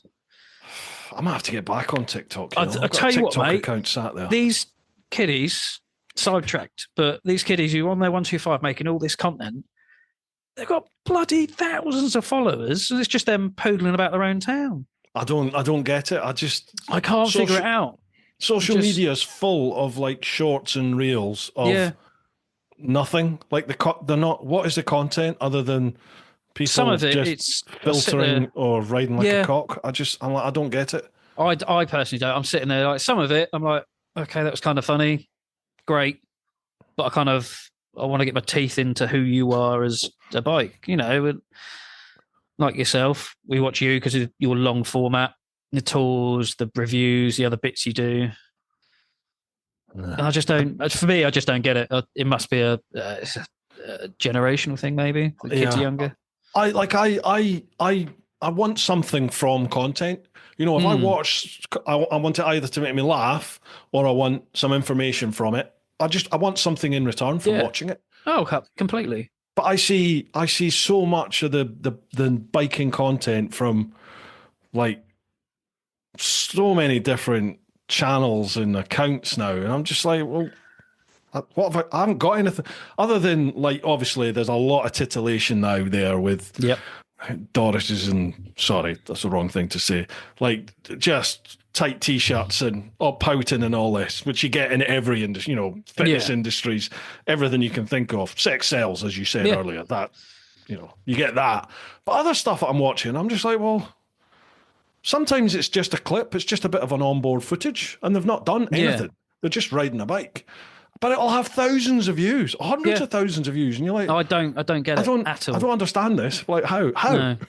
No, I don't. Pass. Yeah, I think I'm just getting old, mate. I don't understand this. No. Anyway, right. Shall we move across to Facebook? There's a couple over there for us to chat through. First one from, hang on, Hippo Drones is there as well. Yep. I think he's mentioning his boob tube again. We've covered that, Pete. We've covered the boob tube. Here's the picture again, people. Please make sure you send me that. I will. I'll send it afterwards. Simo's asking one. Paul Simpson, what's your favourite cake with coffee and favourite place on a bike to have anywhere in the UK? Ooh. He says his is Farndale in North Yorkshire. Ooh. It's been ages since I've been to like other cafes because obviously I've been at the old one and then here. But it's only been like if I'm stopping off somewhere. But I think it's always going to be like a millionaire shortbread cake type thing for me. Oh, yeah. I'm always a soft spot for one of them. I have only been, I think, once, maybe twice, but I went to Baffle House out in Wales, and I really liked that. That's on my list to go. Lovely cake. Yeah. Great cake. Really like that place. There's a new one opened up by Loomies. Is that? Yeah. I went past it with Phil when we went to ABR, and it looks very nice. It's like an old pub converted into some petrol head's dream. Like they have like Lamborghinis outside and expensive cars a lot. Yeah, And I think if you've got like a Ford Fiesta, it's like, can you go and park over there type of deal. But it looks like they've painted something on the side of the building, like coffee and stuff. It looks quite nice. I wouldn't mind having a peruse over there at some point in the summer. Okay, more big words. Peruse. Yeah, I know. That's it. That's your big word. It's my big word for the day. I got to admit, I don't usually go to bike cafes. Very seldom I'll pop out. Like today, I met up with Pete and Fish. Sometimes you'll just get a message on WhatsApp, won't you? Like, cake's needed. Yeah. Okay, yeah, no worries, and you go and meet up and go wherever. Actually, we have been to what's the Bodian Castle? Oh, Bodian Castle, yeah. Yeah, there's got a nice little cake shop there. It does, yeah. It's really nice out there. So I think that tends to be top of the list, I think, so far. I've been there a couple of times this year. But yeah, I don't often. Is it the custom cafe? Yeah, custom cafe round in between Eastbourne and Bexhill. That's the one. That was good. I like that. Where else have I been? Obviously, the Owl's Nest out in Wales. Yeah. See, I've never been there. Oh, you've got to go. I really want to go and do Wales at some point because I've done like the Triumph Experience Centre down there. But you've never just been for a huddle? No, I just haven't. I've got family down there, so I've got places to stay. I just haven't had a chance to piss off, so I might do it next year. Yeah, do weekdays. Don't do weekends. Weekends will be full of bikers and full bill. But weekdays is good. And they seem to have got over this madness about 20 mile an hour. Yes, yeah. Speed limits. Although Scotland, you've seen Scotland are trying to reduce the national speed limit. Oh dear, they've got a public consultation out there. So I've posted the link on it. They want to hear what people think about it. Yeah. So they want to reduce the speed limit from 60 to 50 and 70 to 60 on single carriage and dual carriageways. Yeah. Arseholes. Arseholes. And they're trying to do it under the guise of safety and the environment. So they always use them terms. What a load of bollocks. It's income generation. That's all that is. Yeah, completely. Get off my soapbox. I get angry with all that sort of bollocks. It's just, come on. Anyway, Simo said, please give my little channel a shout, North of England Adventure Bike Riders. Simo, I didn't even know you had a channel. Right, I'll check that out. North of England Adventure Bike Riders. Check that out on YouTube, people. Cheers, Bruce. Love a Bru Time. Makes wagon driving not so boring. Good lad. Simo delivers your fuel. Are you still driving the petrol tankers, Simo? And if he is, thank you very much. Keep fueling my bike. Thank you. All that good juice. What would be your tipple of choice? Sorry, not tipple, your cake of choice. Have we covered that? Yeah, that was in that, millionaire shortbread. That's right. Yeah. Glorious. I do like a flapjack and anything with cinnamon in it. I do like something like a nice cinnamon twirl. Oh. Yeah, I do like that. Or banoffee pie. Or cheesecake. Cake. Just cake. Or anything with chocolate in it. Or anything, really. Anything sugary and sweet. Yeah, sold. Yes, Paul Andrew, he says, Sam's a good lad. Always got the pallet at the ready for Sean Mathers. The new shop's not bad either. What's that all about? So, there's these two guys. Pallet. Yeah. Two guys who come in. I think they both sub to you. They're both cracking guys. They used to come to the old shop. And they came down here, and then whenever they come in, I always make the joke of, your pallet's out back, ready to load up, because one of them always comes in, he says something, and his mate just goes, just fucking buy it. He ums and ahs, he floats about. I flirt with him a little bit. I think he tried some boots on ages ago, like in the old shop, and I was like, they really bring out your eyes. I think you're really handsome. He did buy them, so it worked. I think he come in and got some, I think maybe a jacket. And I was like, yeah, it really brings out your muscular physique, doesn't it? And you could carry me away in that jacket. He bought it. So it's, a little bit of... You didn't say that to me when I bought a pair of gloves out your bloody shop, did you? I never got any of this, Sam. Letty flattered her eyes at you. She did actually, yeah. I think she had a low cut top one at the time as well. I didn't notice, Sam. Didn't notice. No, it's fine. Just pay us the tenner later. Last one on Fasky Book. Josie Waters, what's your favourite tattoo and what is the story behind it? Don't you dare say one of those bloody Star Wars ones. No, it's not. I mean, I'm quite well tattoos. But I'm the type of person who will wake up and just be like, I'm going to go and get my head tattooed. There's no real thought. So I have got like a big crow on the side of my head, which is covered up with hair at the moment. What? So there's no like meaning for it? You just... No, I just thought, oh, that looks cool in my head. And then got my tattoo artist to draw it and was like, let's do it.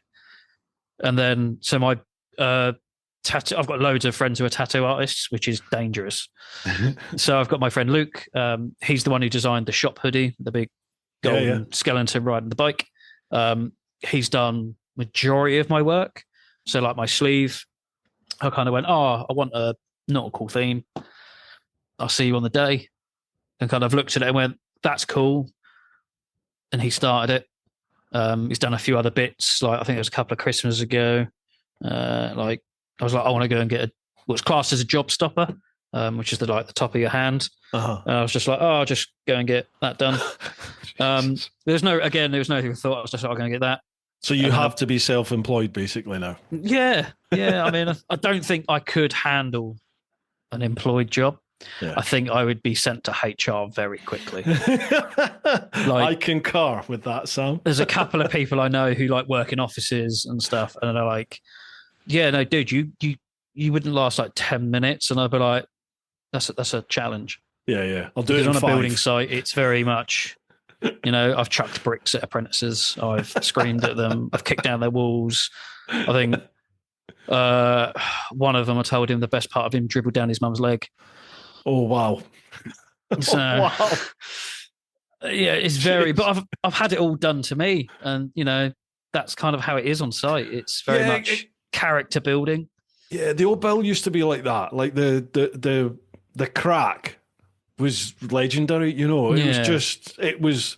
I loved it because it was like being in a rugby team, but it was your job. Yeah. It was the same mentality. It was the same crack. With the public, everyone was very polite, unless the public was being an arsehole to you, in which case, I sometimes you're only human sometimes and you give it back, don't you? Absolutely. But amongst each other, it was just utter deviance. Horrific things would be said to each other, wouldn't they? Yeah, if you could place a camera in like behind the scenes of something like that, or on a building site or anything, the amount of people who would be like brought up, cancel culture, the whole thing would be shut, and you would be like, but that's the way things are. And I think that people forget that and get too mandy-pandy. Yeah, definitely. So, and it's not it's not meant in a nasty way, is it? When it's amongst like-minded people. Like we've had stuff in my old job in the old Bill, like people are getting brought up about comments that have been made in WhatsApp groups and all this sort of stuff. And I get really annoyed about it because I'm like, it's a private WhatsApp group amongst like-minded friends. Yeah. And you're not meant to see this. So the fact that you now have access to it and you all of a sudden take offense to it, it's like, well, you weren't meant to see it. So I don't understand why people can be done for it. Unless it's highly illegal that's in there, you know what I mean? Yeah, I'm in a WhatsApp group with a couple of mates. They've got businesses in Hastings and stuff. And the stuff we send each other is horrific. But it's all jokes and it's all kind of, oh, God, look at this. And it's that whole thing. I mean, if it did get leaked, I mean, it probably it's bad for several businesses. Yeah, but then again, it's not meant for public view. Private chat. It's all, it's hilarious. Most of it is in whatever's in most group chats around the UK, of course. Everyone has their own little thing and you're like, oh, that's a bit risky, but gets sent. It's, But it's a game though, isn't it? I mean, and it's not just amongst blokes either, because I know some lassies that have their own WhatsApp groups and they do the same stuff. Everyone pushes, well, among my friendship circle anyway, we all push the boundaries. You're trying to get that reaction out of somebody, aren't you? It's just like, oh, okay, might have taken that too far there. I'm guilty of it, and I do it in like the WhatsApp groups with you. I know someone's biting and going, oh, for God's sake, Sam, well, I'm going to push it then. Yeah. So, when Julian wanted a video, I was like, you sure? And he's like, yeah. I was like, you're going to get a video. And it's just that whole thing. It's all the popcorn emojis, isn't it? People. It's everyone just. It's like when Matt was like, "I'm leaving," and I was like, "Well, I'll just send you your own one." Yeah. So, favorite tattoo. What is the favorite tattoo, and what's the story behind it? If you want to say, I think it's the one I'm working on at the moment. Is my back piece. Mm-hmm. So it starts from the top of my shoulders all the way down and covers my beautiful derriere. That's a big tattoo. It's fucking massive. It's knackering. Like, I'll sit for 8 hours, and it's. I mean, and that's one cheek. That is, fat old ass. So it's a big Grim Reaper on his pale death horse with a castle in the background, holding a magic orb. Lights coming out everywhere, and then as you go down the body, there's a big pile of skulls that is my arse cheeks that's going to be on fire and things like that. So it's very detailed, full color work. So it's going to be very bright and pop in once it is done. What's the story behind that then? So I've put off my back for years because I was like, it's such a bit of prime real estate in a tattoo.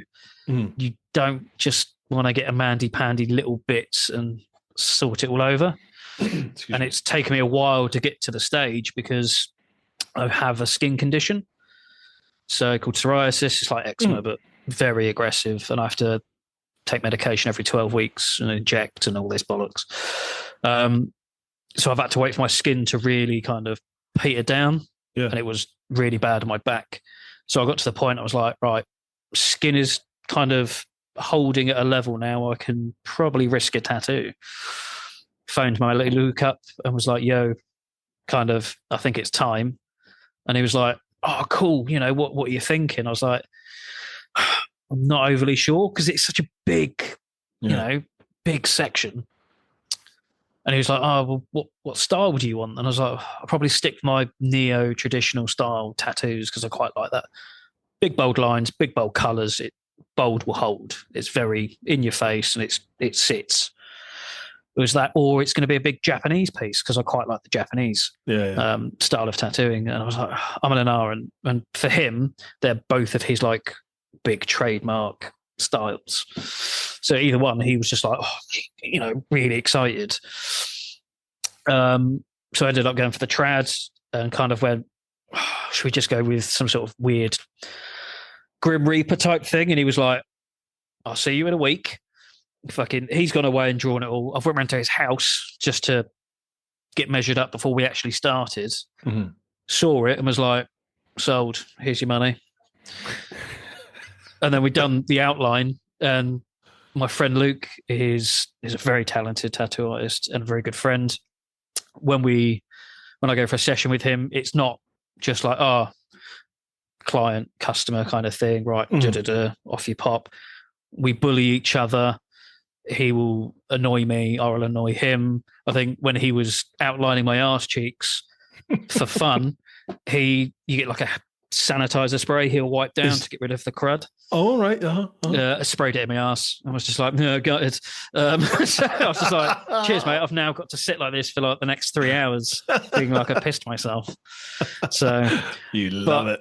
I love going to him because it's a friendly interaction. There's no like, just get on with it. It's just chilling with my mate. Yeah. And I've got another. Go on. Sorry, go on. No, I've just said I've got another tattoo artist friend called Matt. He's one of my best friends. He's done he's done my fingers. I kind of can go up to him and go, I've got a bit of space like here. Fill it and do what you want with, and he will come up with some like crazy weird design, and kind of that's his thing. And it's kind of he learned when he was learning to tattoo.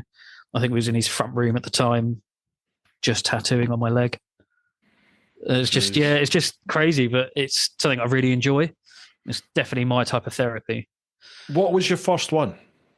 So on the picture of me in the helmet, if you look above the helmet, the big skull and the wings. Yeah. Yeah, that was my first tattoo at 17. On the front of the belly, just above your pubic bone. Yep. That was your first tattoo? Yeah, so that was my first tattoo just after I turned 17. I didn't tell my mum and dad. So the guy was dodgy as hell. Like, I can't even remember his name. I remember with the studio, it's now like a takeaway pizza shop. He do a banging pizza. But yeah, so I kind of was like, oh, fuck it, yeah, let's try and wing it. Because even when I was in school, I had a full-grown beard. The teachers used to go and get me to buy cigarettes for them. So I just, oh, yeah, all right then. I was like, oh, fuck it. I want to get a tattoo. Let's fucking go for it. Let's see what happens. And he was like, oh, yeah, I'll tattoo you. What do you want? I was like, I want a fuck-off skull with wings. And he was like, how do you want the skull? And I was a bit like, skull, man. Like, skull-like. Yeah. And he was like, oh, you have to get me a reference. And I was like, oh, okay. So I ran home. Fucking goo. I just put human skull. That would do. Boff. Whack some gothic wings on it. Bang. Yeah, that would do. That looks cool. Literally gave it to him. He, done some changes and stuff. I'm 17 years old. Fucking pants down. Fucking my penis is shriveling because I'm getting the tattoo cold, and it's just it's just about there. And I'm like, oh, okay, shaving me like a newborn. Wow. And then I've got that, and I've kind of like hobbled home and was like, oh, hey, mum and dad. And they're like, you all right? I'm like, yeah, just a bit sore. And they're like, why? Oh, I got this bad boy done. You told them? Straight up. No, I was like, yeah, look at this. My mum's face was like, whoa, what's my baby boy done? Mm-hmm. My dad was like, why have you done this? Yeah. And now when I get tattooed, my mum just goes, I've given up with you.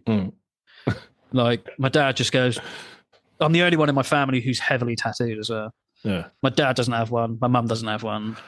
I think my sister's got one or two. But I love it. It's very addictive. My son's covered in tattoos now. Well, not to the same extent as you, but he's got like, I don't see him that often, but every time I see him, he's got more tattoos. Yeah. And they range from like literally ones he's done like jailhouse tattoos, one that he's done himself, and his mates are like, oh, I quite fancied being a tattooist. So they just practice on each other. So they're all just covered in shit tattoos. Yeah. And then he's got some decent ones as well. But he's got all sorts all over the place. Just, Jesus. Wow. Yeah, I've got my mum's, because I'm still living at home with my parents while I'm saving for a mortgage. Mm-hmm. It's really cool at 35 years old. Yeah. Super fun. Chicks love it. Yeah. Just put your face in the pillow. Leave him alone, Letty. Yeah, it's my face in the pillow. Yeah, I know. But it's like, I said to my mum, I was like, oh, right, once I got my back done, I'll probably go chest and stuff. And then I was like, oh, I want to get my throat done, like all up here and all that. And she was like, not under my roof. That's her one rule, is you're not touching your throat. She's fine with me getting like more of my head done. But I can cover that with hair. Yeah. I won't go on my face. I think that's my personal limit, is I won't go on the face. That's a bit much. I've got friends who have got it, and I'm like, that's cool for you. But for me, I think facial tattoos are still quite taboo. Yeah. Especially with people for work and stuff. And it still gives it a cross of, that's not someone I want to be associated with. If you're a Maori or you live on a Polynesian island, I get it. Yeah, I love them style of tattoos, and I think they're absolutely fantastic. And if I ever got a blessing to go for Maori tattoos from an actual Maori family and all that, then I'd be like, that's something to consider. But I'd never touch a Maori tattoo otherwise, because it is definitely a sacred art. Would you get the tapping style? The ones where they tap it I would love to. Oh, absolutely love to. It's painful. I've seen it done. Yeah. And I was at Brighton Tattoo Convention years ago, and some guy was getting like his massive shoulder piece over there, and it was just tap, tap, tap, and he was proper grin and bearing, like agony. I would love to have it done, but just not to that extent. I think it's definitely I'm not that type of person, but a very spiritual and kind of thing to go through. Uh-huh. I think it's definitely something it's like you build up to do, accept it, and it's a whole journey. Yeah. Like most tattoos. Most people are just, I've got drunk in Shagalooth and got this fucking person's name on me.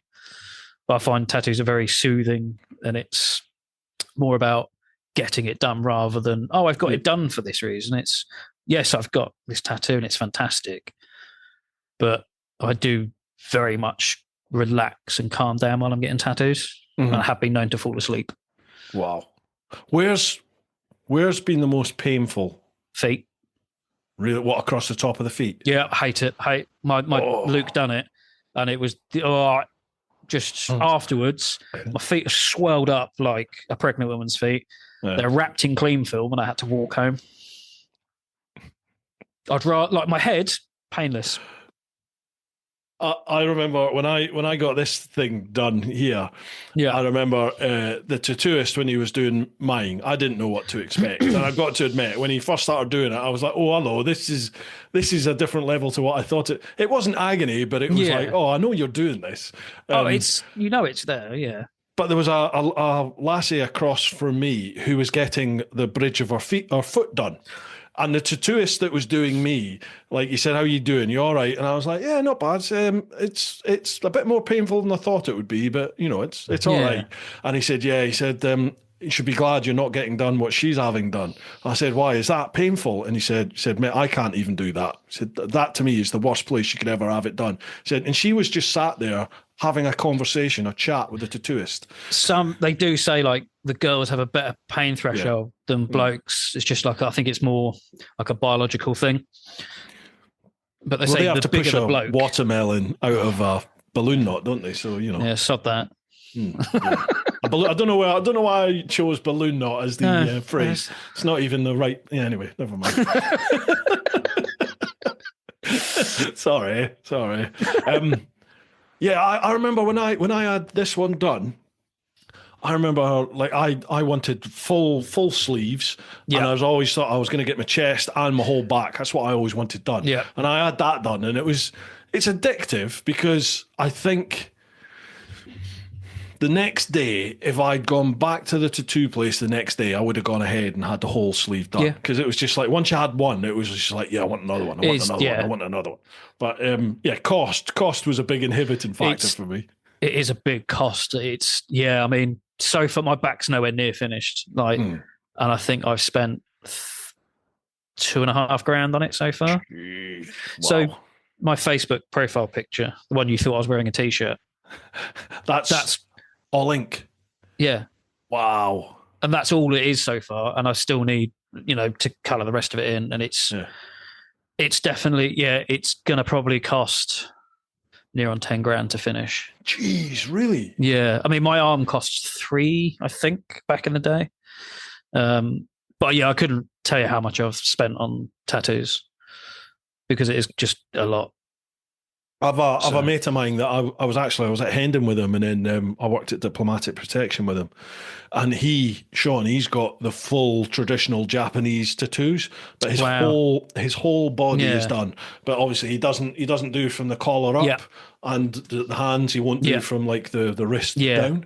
But I mean, he's been in tattoo magazines, and he's been at expos and all sorts, because it's like full on. I can't remember how much you told me, but he spent like a mortgage kind of amount of money on these tattoos. Them Japanese bodysuits are phenomenal. Yeah. Like a lot of koi and all this sort of stuff. It's just because there is no place untouched apart from the cuffs, the neckline, the feet line and stuff. Sometimes there's a gap through the middle because that's the way they want it. But it's like the ditch of the knees is something I'll never do because I'm too much of a pussy. Like, it is. I had the back of my calf done and was like, no, this is horrific. I've got my thigh done and it creeps round just ever so slightly.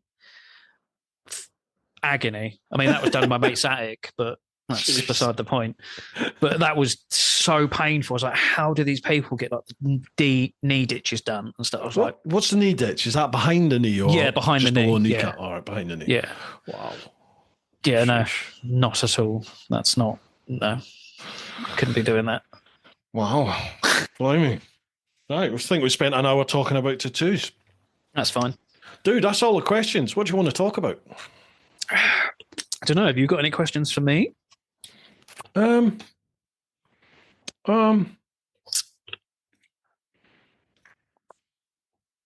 always, my brain always goes into overdrive when I chat to you about the business. I'm always thinking to myself, how can, I know I'm always doing these plugs and stuff for the shop, but I genuinely do think to myself, right, okay, how can we promote it more and get it out there? So I'm going to put it out to you lot that are watching and listening. I don't expect you to go to conquerorsapparel.co.uk and buy stuff, although please feel free to do so. But go, have a look at the website and you tell us. So either contact me or contact Sam and say, right, what would be your Input. advice? Yeah, what's your input and how can he promote the shop and get the word out there? And if you've not heard about it, or if you have heard about it, let's say that. If you have heard about it, where did you hear it? And what makes you go there if you are a customer? And if you're not a customer, why wouldn't you buy from there? Would that be fair? Yeah, I think that'd be great because I'm open to like constructive criticism by any means because it's something I can get that feedback. I mean, I get it. I've asked people like Matt and stuff like that. I'm like, oh, I've done this. What do you think? Or I've had an idea of putting something in the shop and I'll ask a few people and be like, do you think this is worth me investing in? Because that's what I'm doing essentially. Yeah. Sometimes it's like, Sam, you're being a fucking idiot. Don't bother. It's a waste of money. And I'm like, cool. Like in my head, I thought it was a really good idea because obviously I'm seeing it from one point of view. Yeah. But I'll try and grab some others. And then some others are like, actually, that could work. So we can put all that in there. I do ask my reps. I mean, turn that off. Computer's making a duzzy sound. I ask my reps. Says no. It says no. Because my reps I've got, there's 3 who are absolutely fantastic. Uh-huh. And they, even if it's nothing to do with their product, they would give me advice. Especially when we were moving shops and shut down for a couple of months. One of them, Elliot from Bullet, was in contact with me every week, making sure I was okay. How can he help? Giving me advice like, oh, put this in, maybe that would work, or I've noticed this on this, adjust that. And then we've had advice from like Motor Girl, who have been fantastic to us from day one. They were the first people we contacted when we opened up and was like, we want to stock you, gave them a whole section of the shop just to fill it. They've been really, really helpful. And then a bit of a news. Well, you know this already, but most people don't. We've now signed the stuff to get Held motorcycle clothing in. So the rep. That's awesome. Yeah, I'm really, really pleased because Held is fucking brilliant gear. But the rep, Loz, I've met him twice. We've had quite a few phone calls and stuff, and he's been nothing but helpful, super supportive, a really down-to-earth, our sense of humour type of guy. You would get on with him really. And he's shorter than me. Wronging. No way. Yeah, no he's way. Shorter than me. Makes me well happy. I'm actually taller than someone. Yeah. Even when I'm sitting down, I was taller than him. I was like, fucking have this, mate. Is this what a giant feels like? You're on your special platform behind the counter. But yeah, it's definitely when I get constructive criticism, I would take it on board. If I'm getting just people being dicks, because I've had it since we've opened, like, oh, you're going to fail. You're going to, why are you doing this? Yeah. And I think I get very stubborn in my ways. And I'm like, well, well, I'm going to fucking run the business then, you prick. And I'll go off and fucking ham it like I did with this shop. There was like, oh, when we moved to this new location, we had a lot of people going, oh, I think you're going to struggle because you've got no parking like you did at a cafe. And I was like, yeah, but I'm not expecting 50 bikes to turn up at once. Yeah, exactly. Yeah. And, you know, we usually get 3 bikes here at a time, like in a little group. So it's not a big thing. And there's plenty of parking. And as soon as like one of the residents moves their car, I usually put my bike at a really annoying angle so you can't park a car either side. So there's always parking, and you can just park on the pavement. There's free parking everywhere. Yeah. So we haven't had much of an issue, but there had loads of people going, well, I think you're going to fail. I think you should pack it in, Sam. Isn't it weird that some people are like that, though, isn't it? You get like all ends of the spectrum. Because I'm sure you've had people stay. Yeah, you know, it's absolutely. Why are you doing this? The vast majority of people are brilliant, but you just get some people that seem to. I used to think, oh, they must get some sort of pleasure or an enjoyment out of it. And I think some do, but I think some people are just like, I haven't got the bottle to do that. So why should you? Yeah. And, or maybe it's just a case of, well, I wouldn't do that because I don't think it will work, or I don't think I could make that work. And so they just expect that you're not going to be able to do it, you know, and, you know, I don't necessarily think there's malice intended in their sort of negative attitude. They're just not that type of person to go for it, and maybe they just don't understand those who actually do go for things. Yeah, I mean, I had chats with my dad about it because my dad is probably the biggest driving force behind this business without being involved. I mean, you've met the old man, I think, a couple of times now. So without him, there would probably not be a Conquerors Apparel. Wow. Just because without his support, I probably wouldn't have carried, especially with moving shop. Yeah. I probably would have just been like, do you know what? I haven't got it in me anymore. Yeah. And without his support and his help building the new shop and stuff like that, there probably wouldn't be a business as it is today. He's probably the biggest person to help the shop without being in the business, so to speak. Yeah. So. But things like this, you know, you always hear, I'm not saying you're going to be the next Apple or anything, Sam. Well, you know.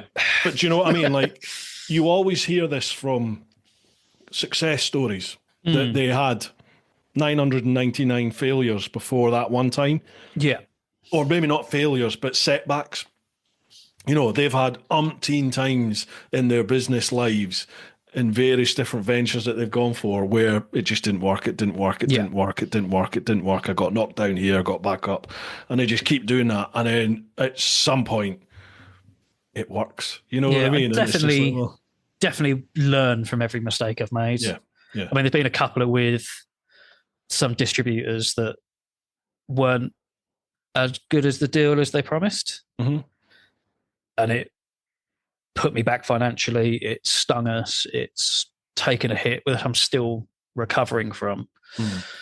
But, you know, I never went to business school. I think I'd done a GCSE and it failed because I ended up eating the sweets rather than selling them.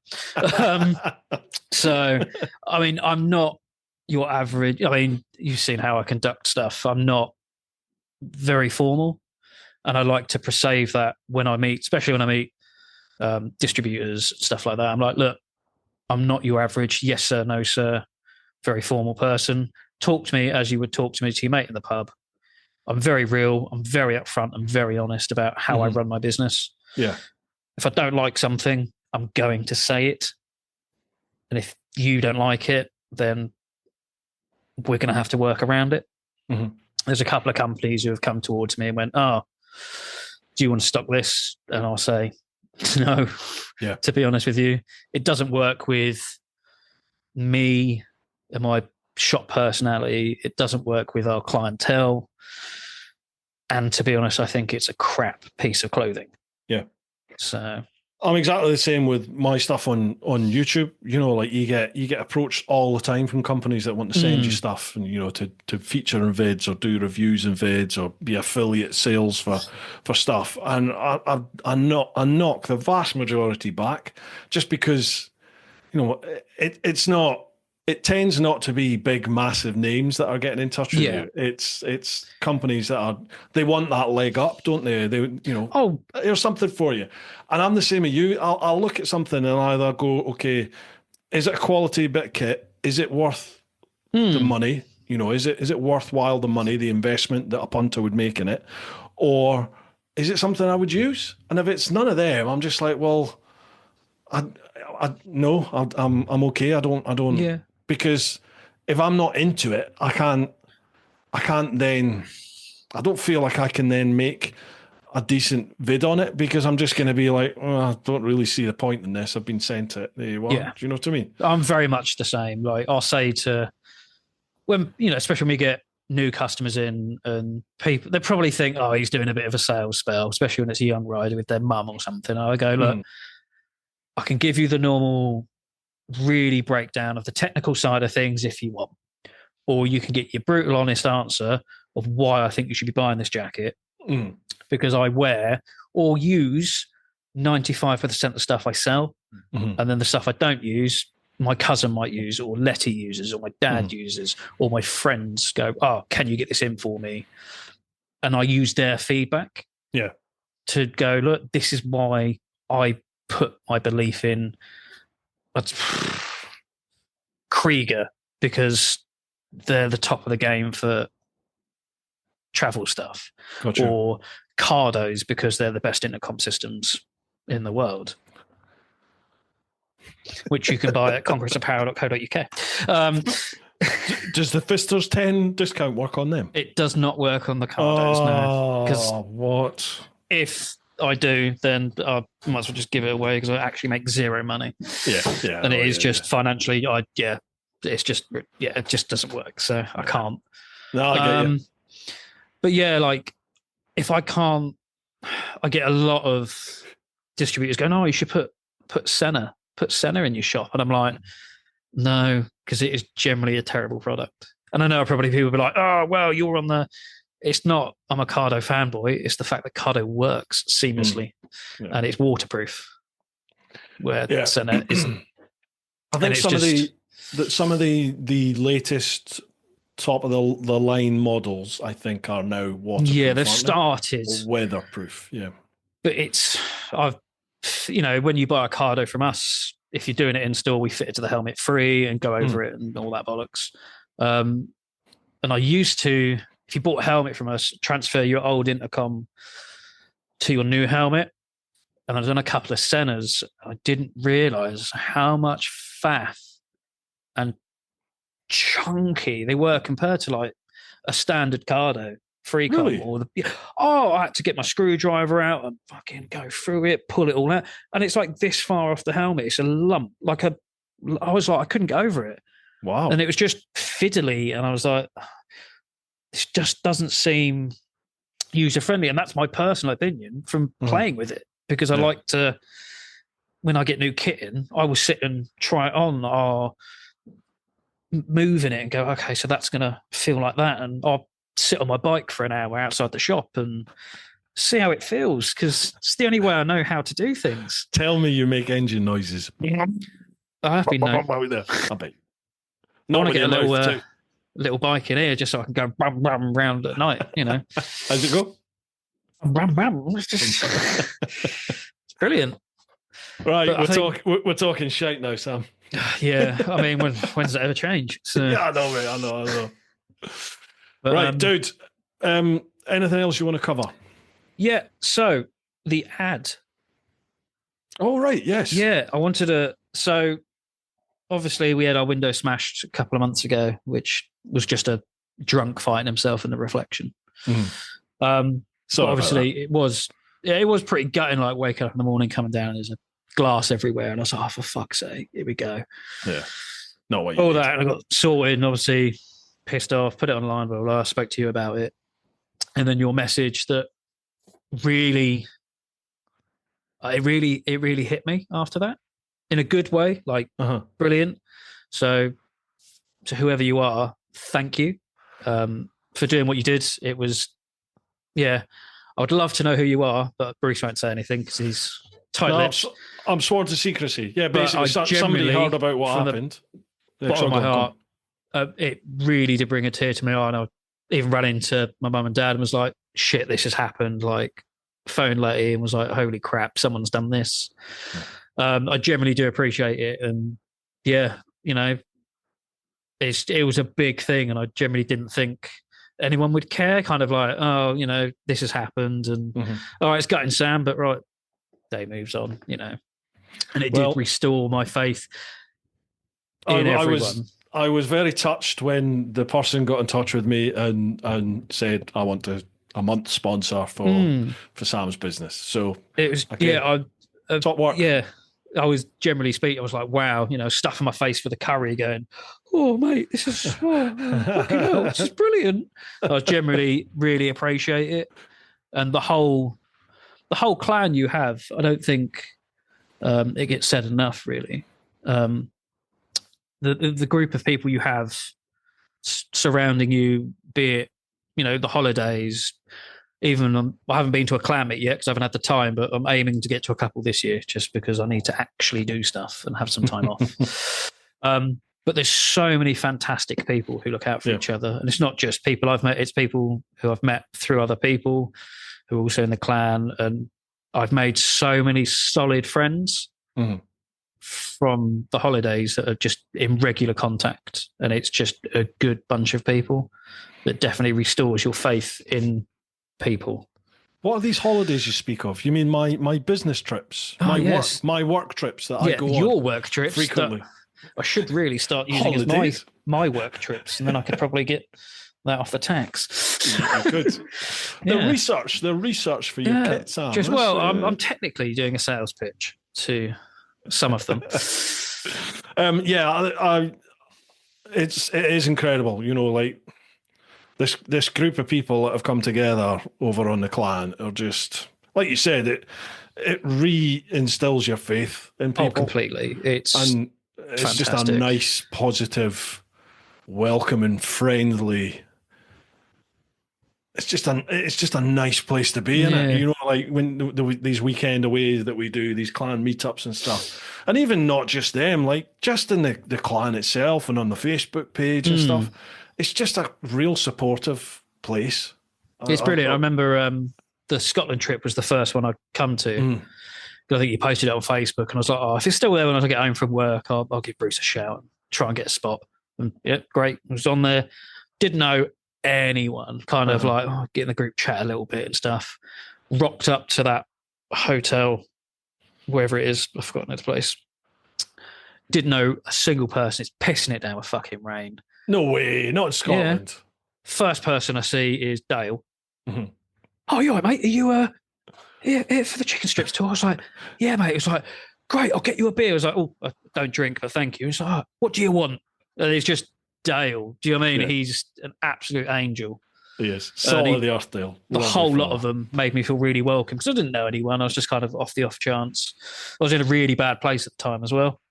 So it's fantastic to bring myself out of it and do that and reawaken myself, so to speak, and get a push on. There are so many blokes in particular, and I was thinking I was just going to make chicken strips blokes only initially because it seemed to be such a positive place for blokes to go who had a lot of stuff going on in their lives, and it was just, there's so many blokes turned around to me and said, I had no idea how much I needed this, or I really needed this is why, and they just open up. But then we've had, you know, Lou comes away with us now, doesn't she, Louise? She comes away with us. She's turned into a fantastic friend as well. Absolutely, yeah. Like, she's a brilliant person. I've had the other half, so you know, like Josie, Martin's other half, and Sarah, Demo's other half. Christ, there's loads of other halves that Julie has come away with us. Loads of other halves have come away with us, and you know, it's like I think you just have to be that right mentality. You really do, yeah. Whether you're male or female, you just if you've got that mentality of you're just up for a laugh and you're up for a giggle and you're a nice person, this is the place for you. Yeah, it's brilliant. Yeah.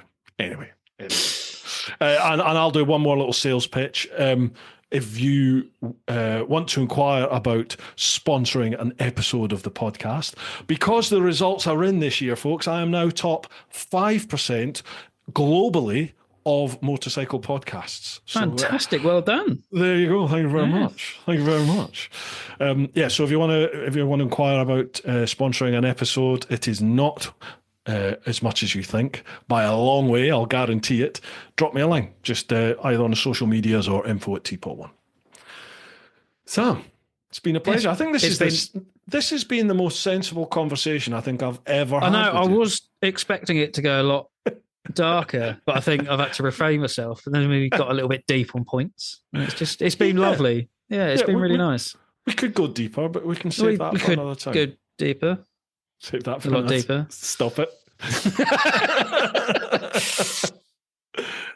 Dude, plug the shop once more. Tell people where it is and how they get in touch. We are Conquerors Motorcycle Apparel in the southeast in St Leonards and Hastings. If you want to support a small independent shop, go to our website at conquerorsapparel.co.uk. Any orders will make me get out of bed at a stupid o'clock in the morning. I will come and pack it myself, ship it, probably do a little dance. If you come in, I will make you a cup of tea or coffee, maybe some sweets if I haven't eaten them all, because I have a sweet tooth and there's usually sweets on demand. Come down. If there's something on the website you want and it shows out of stock, email us and I'll get it sorted. If you think, can Sam get it and it's not on the website, shoot us an email. If I can get it, just because I don't hold it doesn't mean I can't get it. So shoot us an email and we'll work it out that way. You've done that for me a few times, actually. I've said, can you get this? And you do. And then deliver it to a different part of the world. Yeah, about a year later. Yeah. Not because Sam's late, because I just I haven't got off my arse and gone to the shop to go and pick it up. I think the furthest is Italy. Yeah. Your visor. A visor, wasn't it? Yeah.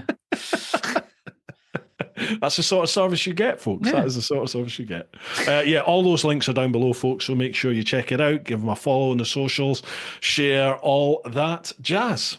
Mate, pleasure. Absolute pleasure. It's been an absolute pleasure, dude. Thank you for spending your Friday evening with me. That's all right. Anytime, mate. And I'll pop into the shop for some more abuse at some point. Beautiful. We're waiting. Awesome. All right, folks, hope you've enjoyed this one. Keep doing your thing. Let me know what you thought about the episode in the comments down below. If you're listening to the podcast on, I think it's iTunes or Spotify, you can even leave a little rating. Obviously, 5 stars is preferable, but you do what you want. Keep doing your thing. Look after those that you love. Get on out there whenever you can. But most importantly, live your life. Ooh-ha! Awesome, mate. Right, let me stop that.